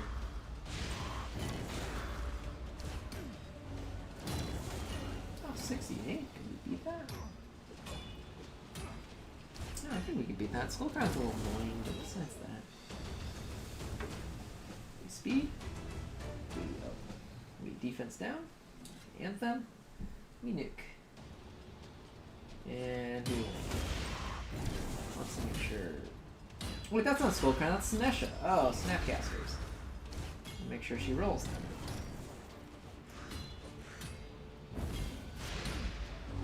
And we want to get rid of that guy.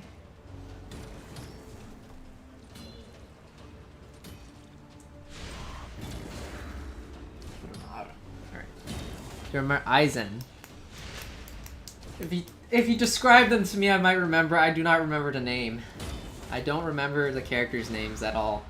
That's how long ago it's been since I've watched it.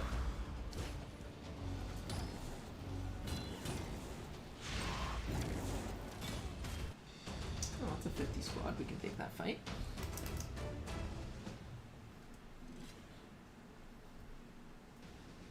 Let's see what Anthem, Nuke.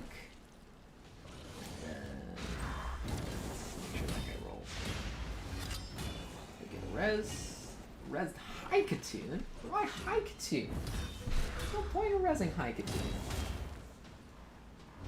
Shatter, Kyoka, Suigetsu. I don't remember any of those character names at all. Yeah, if you tell me what they look like or describe them to me, I might remember, but I don't remember any character names. Names don't stand out to me, so I just don't remember names too well. Or character names, or like Aizen's the one who teamed up with the Hollows. Trying to remember that. I remember Hollows and made Iron Cars and the Spada. Oh, okay. I still don't remember the character, but Hollows and Iron Cars and the Spada, I remember those things. Yeah, exactly. See, I remember the things in the anime, but I don't remember the character names. I still can't recall Aizen. I can't recall what he looks like, or. You know, it's a little bit unclear to me. I don't remember that.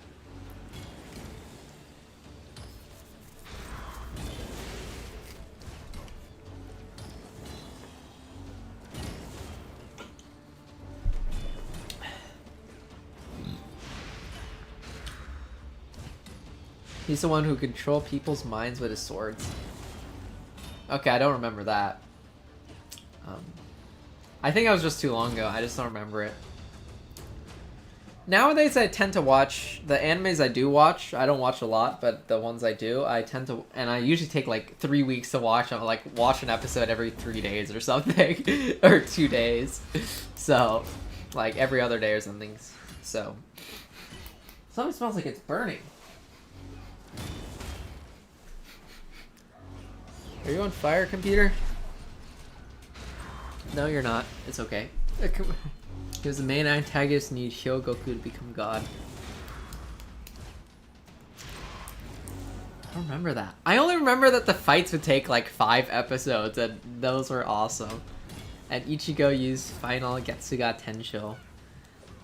I don't remember that. I remember like Bankai and Senkai. See, I remember the concepts, but I don't remember specifics. Like Bankai and Senkai on the move evolutions or whatever they were. I remember the Spirit World thing. I remember the Hollows showing up in the real world. I remember his dad was apparently one of the, what do you call it, Shinigami or something. Or were they Shinigami? I don't know. I don't know if they were Shinigami or not. I just remember it's like something else, you know. I remember the Hollow World. I remember the cute like baby Hollow.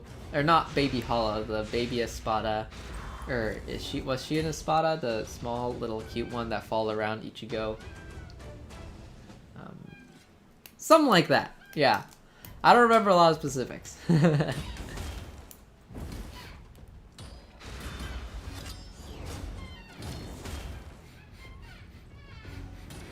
Something smells burnt. Let me go and see if it's coming from outside.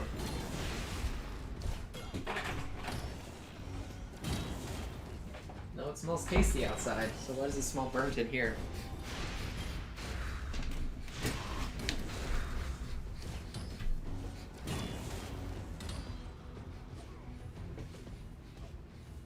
Don't think my computer is on fire?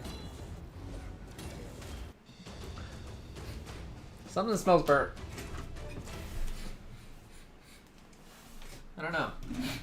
Maybe it's just my nose. And each... Alright. Alright, let's see. And then we're at... we got some fodder dorks fed. But do we have enough dorks to level them? I think we have some. Alright. Start by leveling them. Alright, let's... Okay. Oh, wait, no, that Redeemer was supposed to go to my other Redeemer. Oops, I clicked too quickly. Oh well. Oh well. It is what it is. I make a lot of misclicks because I click very fast without looking at what I'm clicking on.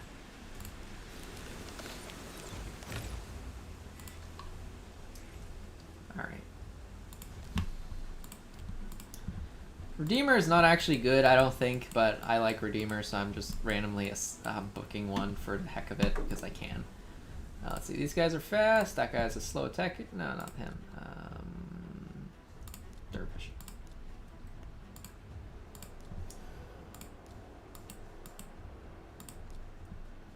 Now let's see, that guy and that guy are ugly. Well, we'll do the two dwarves.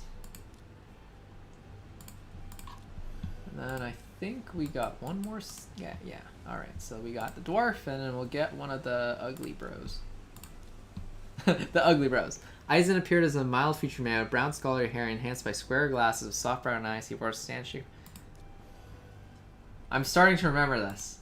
I like a standard nice guy. He looks like a nice guy, and then he betrayed the society, and then he turned into evil guy. Something like that. He didn't have glasses and wore white RN car clothes. Let's see, were 3 dorks run once or twice? According to policy, 3 dorks are run twice.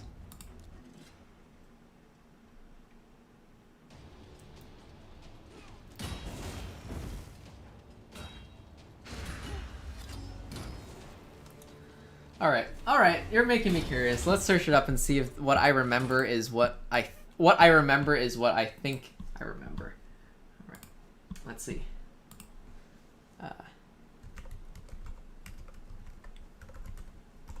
Oh, I made a typo. Ixon. Yes, I remember this guy. Okay, he is the guy that I thought I remembered. Okay.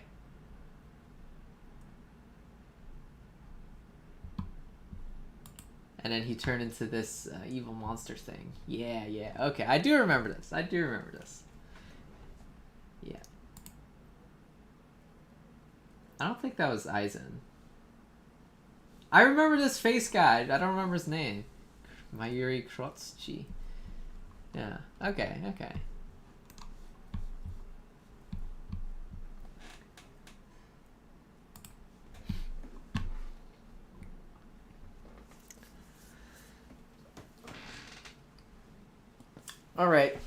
All right, and the other thing that I was going to do at some point in time that I haven't done yet, but will do in the future, we were going to do like a Veyr writes a book with everyone on stream. We're going to do it, everyone together, we write a book for fun.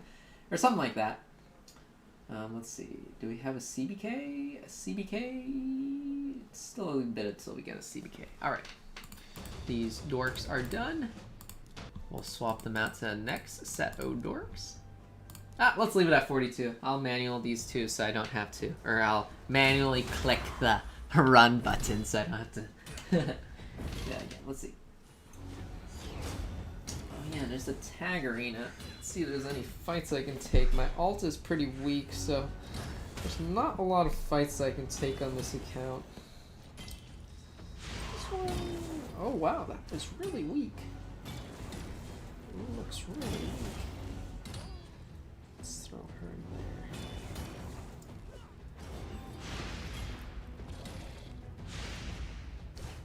Let's put this over here.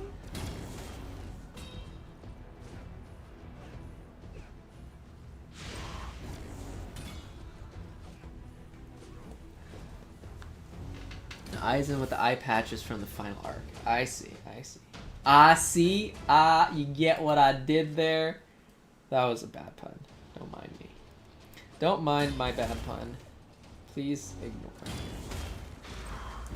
Alright, Anthem. An AoE or snipe? I don't think there's anything else. Yeah, we'll just AoE. See what we get.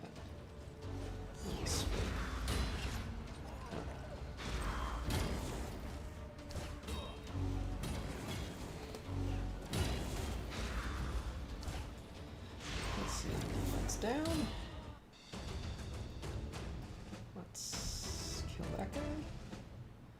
Let's pound that guy. Let's attack that guy. Decrease attack.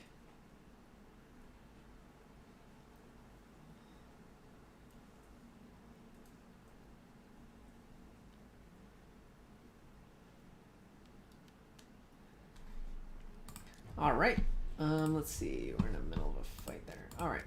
Now my energy is regenerating again, so it is time to take up an arena fight. Let's see if we can find a fight for that I can actually win for you guys to watch.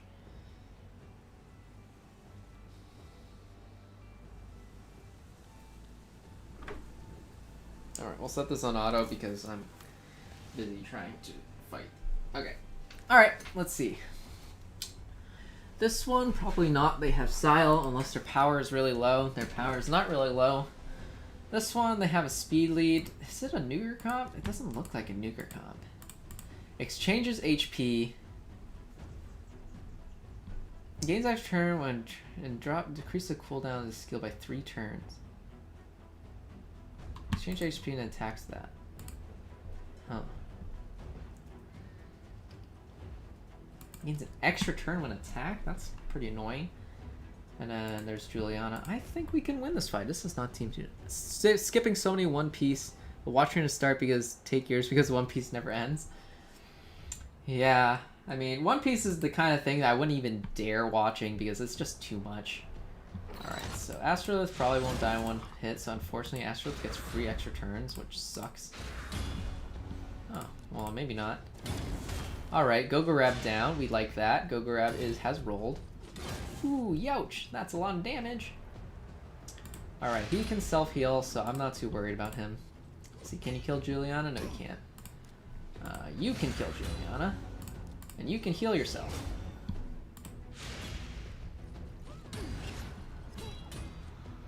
And we can speed. We can attack. And then... Ah, yes! Haha, you've been feared! Eat fear! Alright.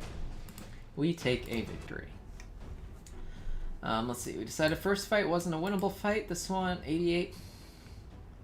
That's a really big speed, and they do have a speeder, so I think the answer is no, we do not take that fight. I think this one is also a no, we do not... Well, I don't think they can nuke us down in one round, and War Mother... Well, War Mother is dangerous. We might be able to take this one, we'll have to think. This one... They have Sile and Tyrell, and they're a better defense team than we are. This one, we got... They got Martyr and MM. I'm just not going to fight that. That's just going to be terrible for me. This one's Sepulture Sentinel. What does Sepulture Sentinel do again? Okay. And that one has Madame Ceres, and we're not going to touch that. Alright, this one's a bit of a gamble. If we go first, we probably win. If they go first, we might be in trouble. My Apothecary has really high speed, but they have that speed aura, so we'll see. We go first by a bare shred. A bare shred. Barely we go first. Alright. Alright, fortunately Kale didn't die, so we do get a hit in. And then we got that. Let's see. Do we heal Apothecary or do we heal Kale? So we got 2 stuns. We can take out these 2 guys while those guys are in the stun. We're obviously not settling in for a long fight, so I'm going to heal Kale.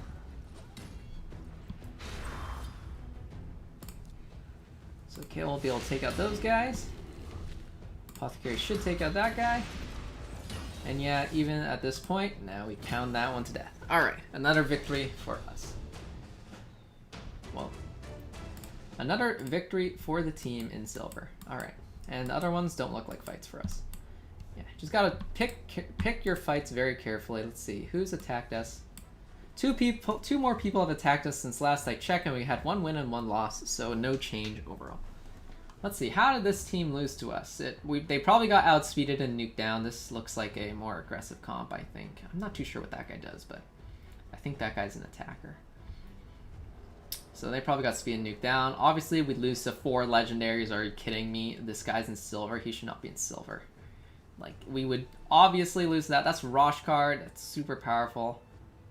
Zero Velis. Whirlin Frost King. I don't know what her is, but I think she's a really strong support. I mean, that's just bonkers. There's no way that we would win that fight. Yeah, there's no way that guy should even be in silver. He should be at least top, either silver 4 or gold. Like, look at that. Like, you see these crazy legend teams, like, yeah, that doesn't belong. Yeah. So after we put in our strong team, or our full team, because previously I had a weak team so that I would be able to fall to bronze 3 and then go back up to bronze 4 every day. So I'd just flip between bronze 3 and 4. But now I'm in silver, so I want to stay in silver because I need to finish that quest at some point, or that mission. So I've been, so I put in the full squad. I mean, their team power is not super high, but but Apoc is very fast. And probably these two guys got trolled. This guy's like, I have a speed lead, I have a nuker comp, I can win. No, you can't. And this one, I'm not too sure. They probably fought a longer fight and lost it. That's just my 2 cents, my little analysis. War Maiden isn't level 60. I am aware. I know she's not level 60. Oh, cool. We can get that later. I know she's not level 60. I mean, part of it is because I just don't have the resources to invest because I don't have enough food. I have 1, 2, 3, 4, 5, 6. Okay, I lied. I have enough food. I lied. I do have enough food. But I'm not taking War Maiden to 60 yet because this was before I cracked the Ancient Shards. I didn't want to take her to 60 in case I got a better defense down.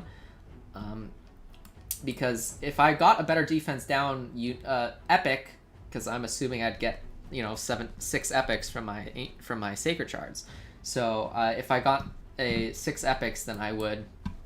And out of that 6 epics, if I got a nice defense down hero, then I would replace War Maiden with that defense down hero. So I didn't want to invest the food into making her 60 because she would eat 5 stars, and that's a lot of 5 stars. Because these 6 right here are food, and so I didn't want to bring her to 60. But now, because I didn't pull any better defense down champion, I probably will be taking her to 60. Although I probably prioritize Rearguard Sergeant because Rearguard Sergeant is OP. So I'm definitely going to prioritize Rearguard Sergeant and probably Basilius because I might be replacing a War Maiden on my arena team, and then I'll have to re-gear her because right now she's geared for attack power, although it's not very high attack. It's just like medium high. Like it's pretty mediocre attack power for attack champion, honestly. But compared to a non-attack champion, like he's got like what 1300 attack, and then War Maiden's got close to 1700 attack. That's not a lot. I know she's a full star and 60 levels below, but yeah, it's true. Yeah, but she does her job pretty well. Her job is to do that defense down, and she throws the defense down out pretty well, so I'm satisfied with that. Kale could be faster, this Kale. This is my second Kale. Second Kale's job is to be another nuker for the tag arena. Right. I was gonna show you a tag arena match. I forgot. Let's see, are there any fights I could take in this round? I don't think so. I think we can take that one. Yeah, because I have one good arena team, and my main arena team would basically be able to be any of this one's a maybe. We could probably do something with this one. So let's see. So this is my main arena team, and I sometimes split them up to swap things around if necessary.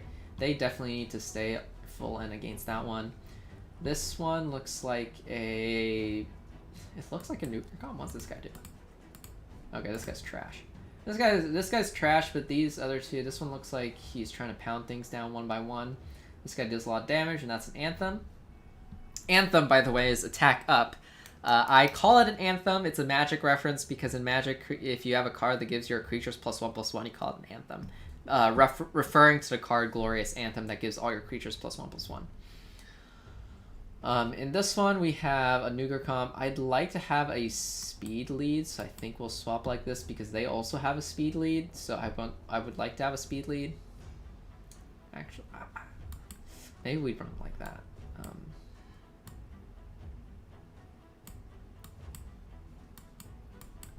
Oop, where'd you go?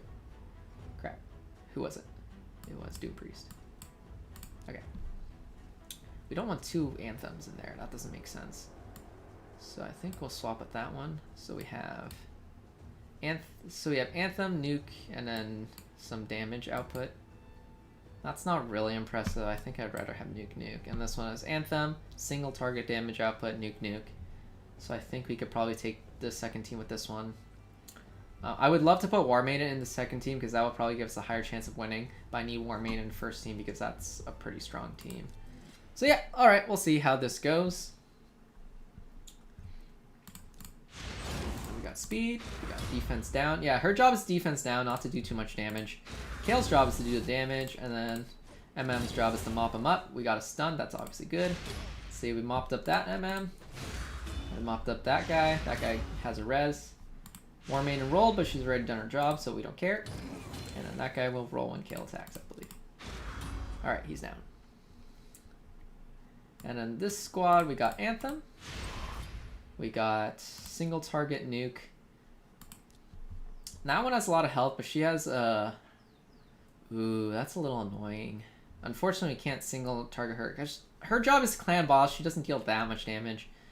I'm probably most afraid of him. Looking at how little health he has for, I think he's probably going to deal a lot of damage. So we're going to probably hit him first. And then we're going to use chains and see how many guys we can get to sleep. Alright, he's sleeping. And then this one should probably kill them. Or kill one of them. Alright, those 2 are low. That's good. Bolster. We lost. Yeah. Alright, we'll see how this runs. So, okay, so she can kill Gallic. I think. Yep, Gallic rolls.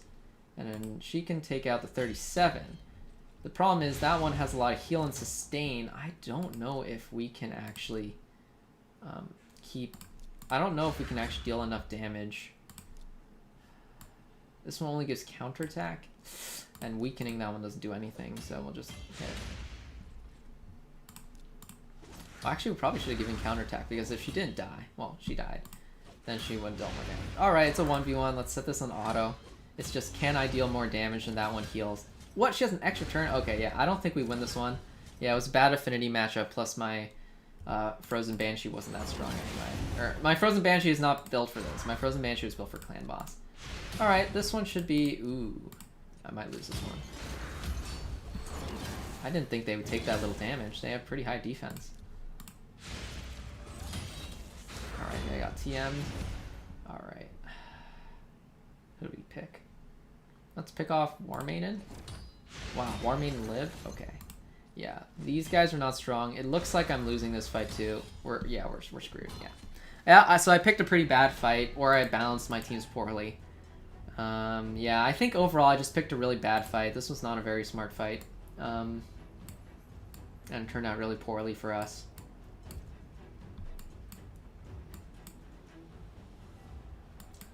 This is a much better set of fights, I think. Yeah, I mean, Frozen Banshee, this is not her job. She's not very good at it. Maybe we should just put in Basilius. But Basilius needs to be equipped. What can we give Basilius? Let's see.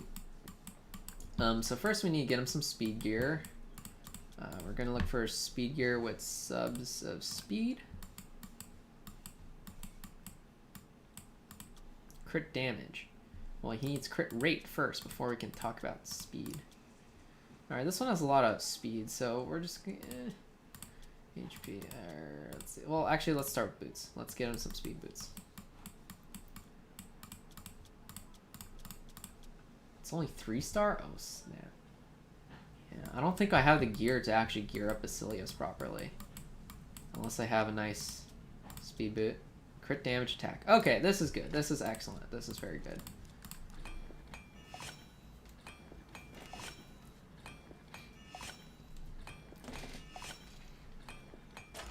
Because I think even a poorly geared Basilius should do more damage than Frozen Banshee.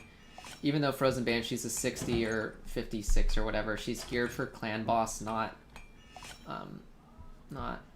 arena. Alright, we're gonna throw a rune on that. Extra attack percentage. That never hurts. And then we want to get him, let's see, we got a lot of crit chests, crits, attack sub speed, we like that. We'll upgrade that to 8 for now. I think we want to get him crit rate gloves. Yeah, this will just be his equipment for now. I'll actually have to get him better equipment later because I just don't have better equipment at the moment.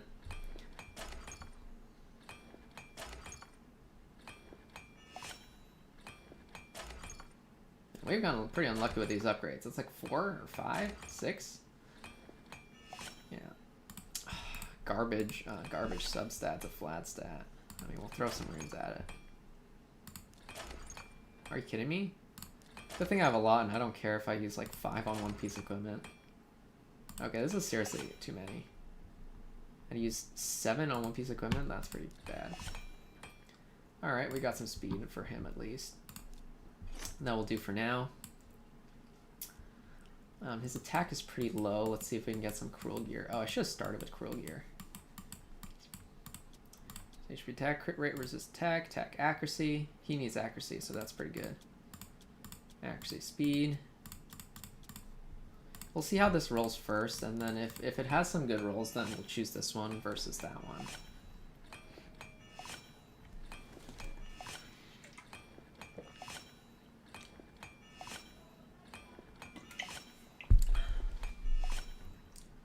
Alright, that's pretty decent.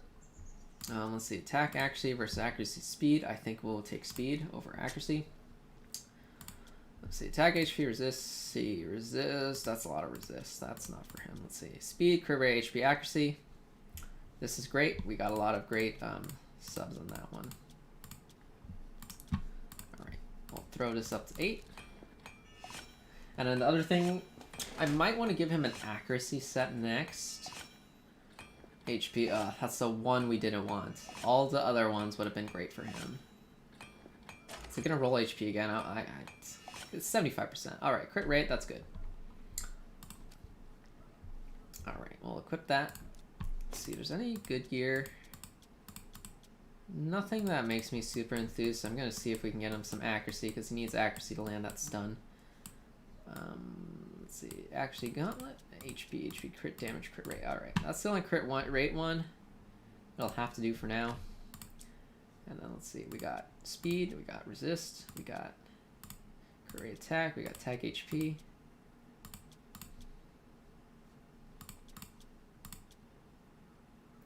Crit rate attack would probably be useful, because he's going to get the accuracy out of the helm anyway. I actually kind of want to give him more speed, because his speed's really low. Yeah, let's go with the speed for now, because he needs more speed, so let's run this to 8.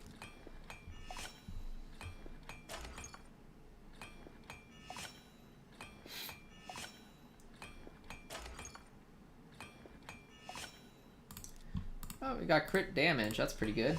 It's definitely useful. And then we'll roll this up to 12, because we need him to be a little bit faster than what he is right now. That is very slow. I would love to have put him in a speed set, but oh man, that is really unlucky. I would love to put him in a speed set, but I just don't have it. I hope he can do his job. Honestly, he needs more speed. But I don't really want to swap equipment because he is supposed to be a nuker too. We might have to upgrade the boots to 16 to get to where we need him to be.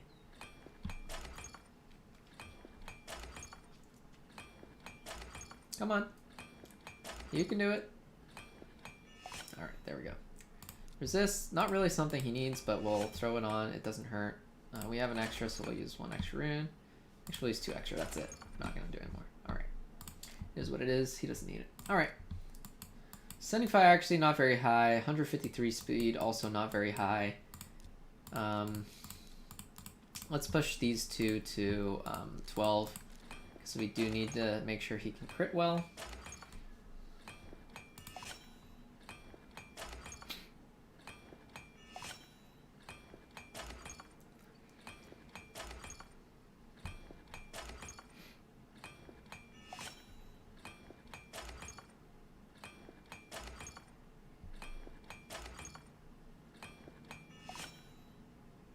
Resist another. We'll just throw one rune at it. It is what it is. Let's see. This one's mainly for the speed, but the main stat is a good one. We do need more attack on him. He doesn't have much attack.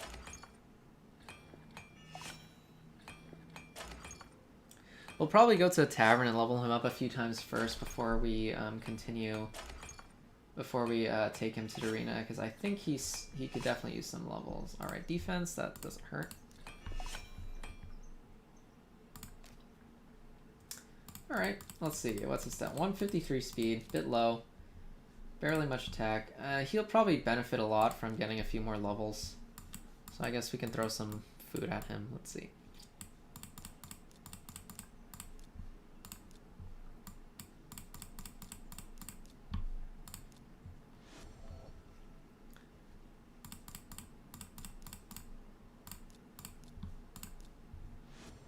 Actually, could we... I don't know if we can level him out, because that just probably takes too many brews.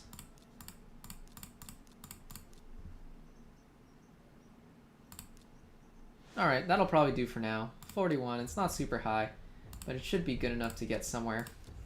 It'll definitely be better than the other option we have in there.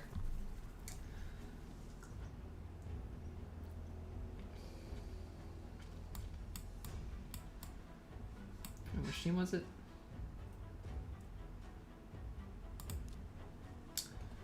Alright, this one. Oh. Oh, I didn't realize the first team was so weak. I wouldn't have bothered with Basilius if that was... Who'd I click? Where's Basilius? Here he is. I didn't realize that first team was so weak. I wouldn't have bothered with Basilius if that was if I saw that earlier. Let's actually swap that. This team is stronger than that. And these guys 250s versus 150, so I'll use that in third team. And the second team's like a free roll. We will speed. We will anthem. We will nuke. And we'll triple shot that guy and see how much damage he takes. Not very much. TM him. Alright, we'll set this on auto. He's gonna die. Alright. And then the second team. I didn't realize how weak that first team was, because most of the time people put their strongest team in first. So, yeah. Let's see. And then the third team, we got Anthem. We're going to Chains. And then we got one awake guy, so we're going to see if Basilius can kill him. That wasn't very impressive.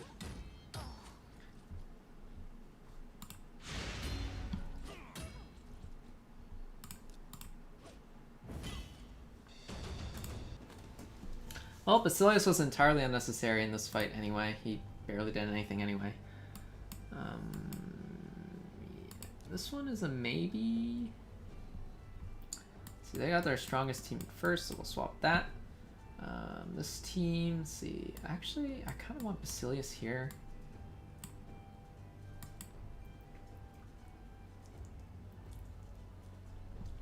I want Kaelin there. And then these guys will do third team. They have Sandlash, that's pretty tough. Oh, we don't need to. Yeah, so maybe we'll put Basilius back.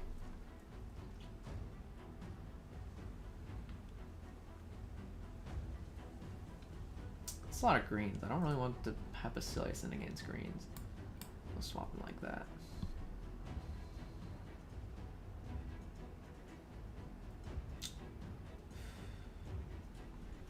Seems a little weak. We'll get to go first.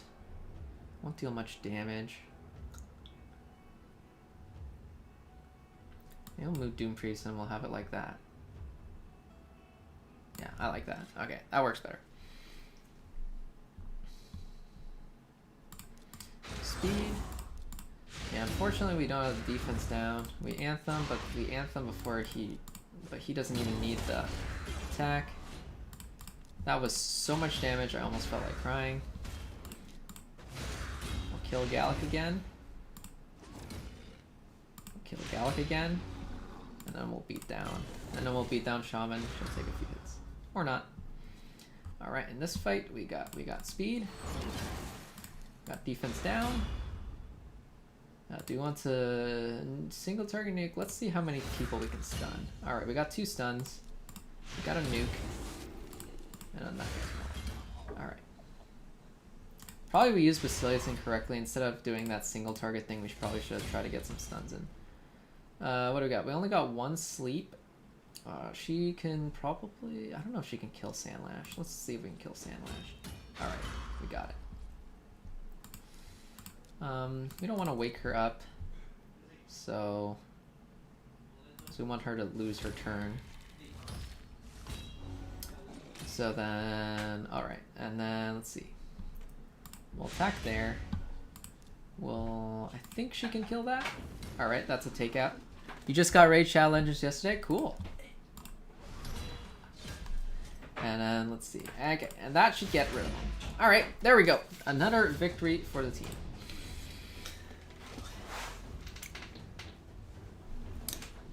Well, Raid is pretty fun. It's more a strategy type game, and it's a lot more slow paced than a lot of other games that a lot of people play. I enjoy it. I think it's cool. It's enjoyable for me. I just pulled my first legendary today, so it's Basilius. I threw some potions at him. I didn't level him yet. I didn't bring him along in campaigns to level him yet. I just threw a whole bunch of, not potions, the brews at him to make him 41. So yeah. He's not amazing. I think he'll be better once he's 60. It'll take some time to get him to 60 because I only have a few 60s. So, yeah. Alright, let's see. Oh, we're ready for a refresh, so let's take that refresh. Let's see, there's any other fightable fights. I'm not sure we can win this one. Let's see. Oh, maybe we could. So...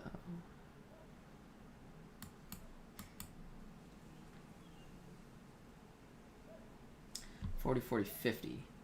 Because Basilius can do a mass stun, so I think I like that. And then we have her. Spirit Host is too slow. Does the first team need any help? They have Seer. Yeah, first team does not really need any help.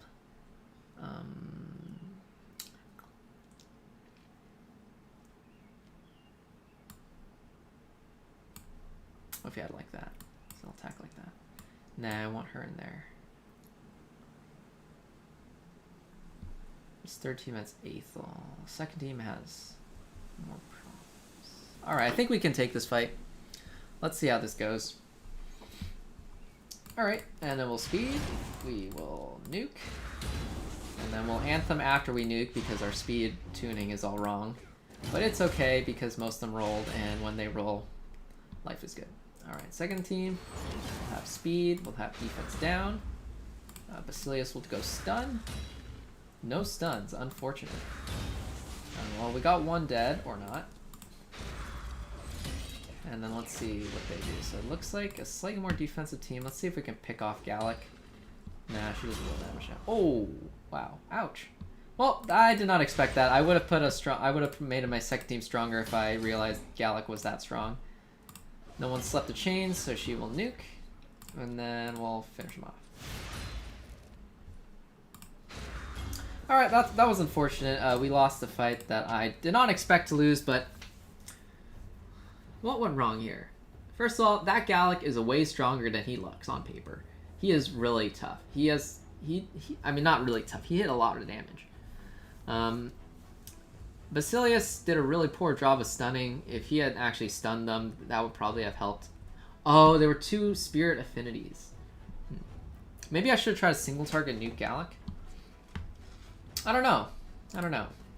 We'll have to see. I just got my first legendary, so I'm not... And I just got him today, so I'm not super exactly sure on how to use him. This team is probably fightable. That... Oh, 96. They don't look too strong, though. So we'll have to use the full first team. Anyway. Well, we'll deal with that later. Because right this very now... I'm going to go eat dinner, and this will be it for today's stream. So yeah, thank you for watching again to my friendliest of friendly friends, and I will see you again another time. Goodbye!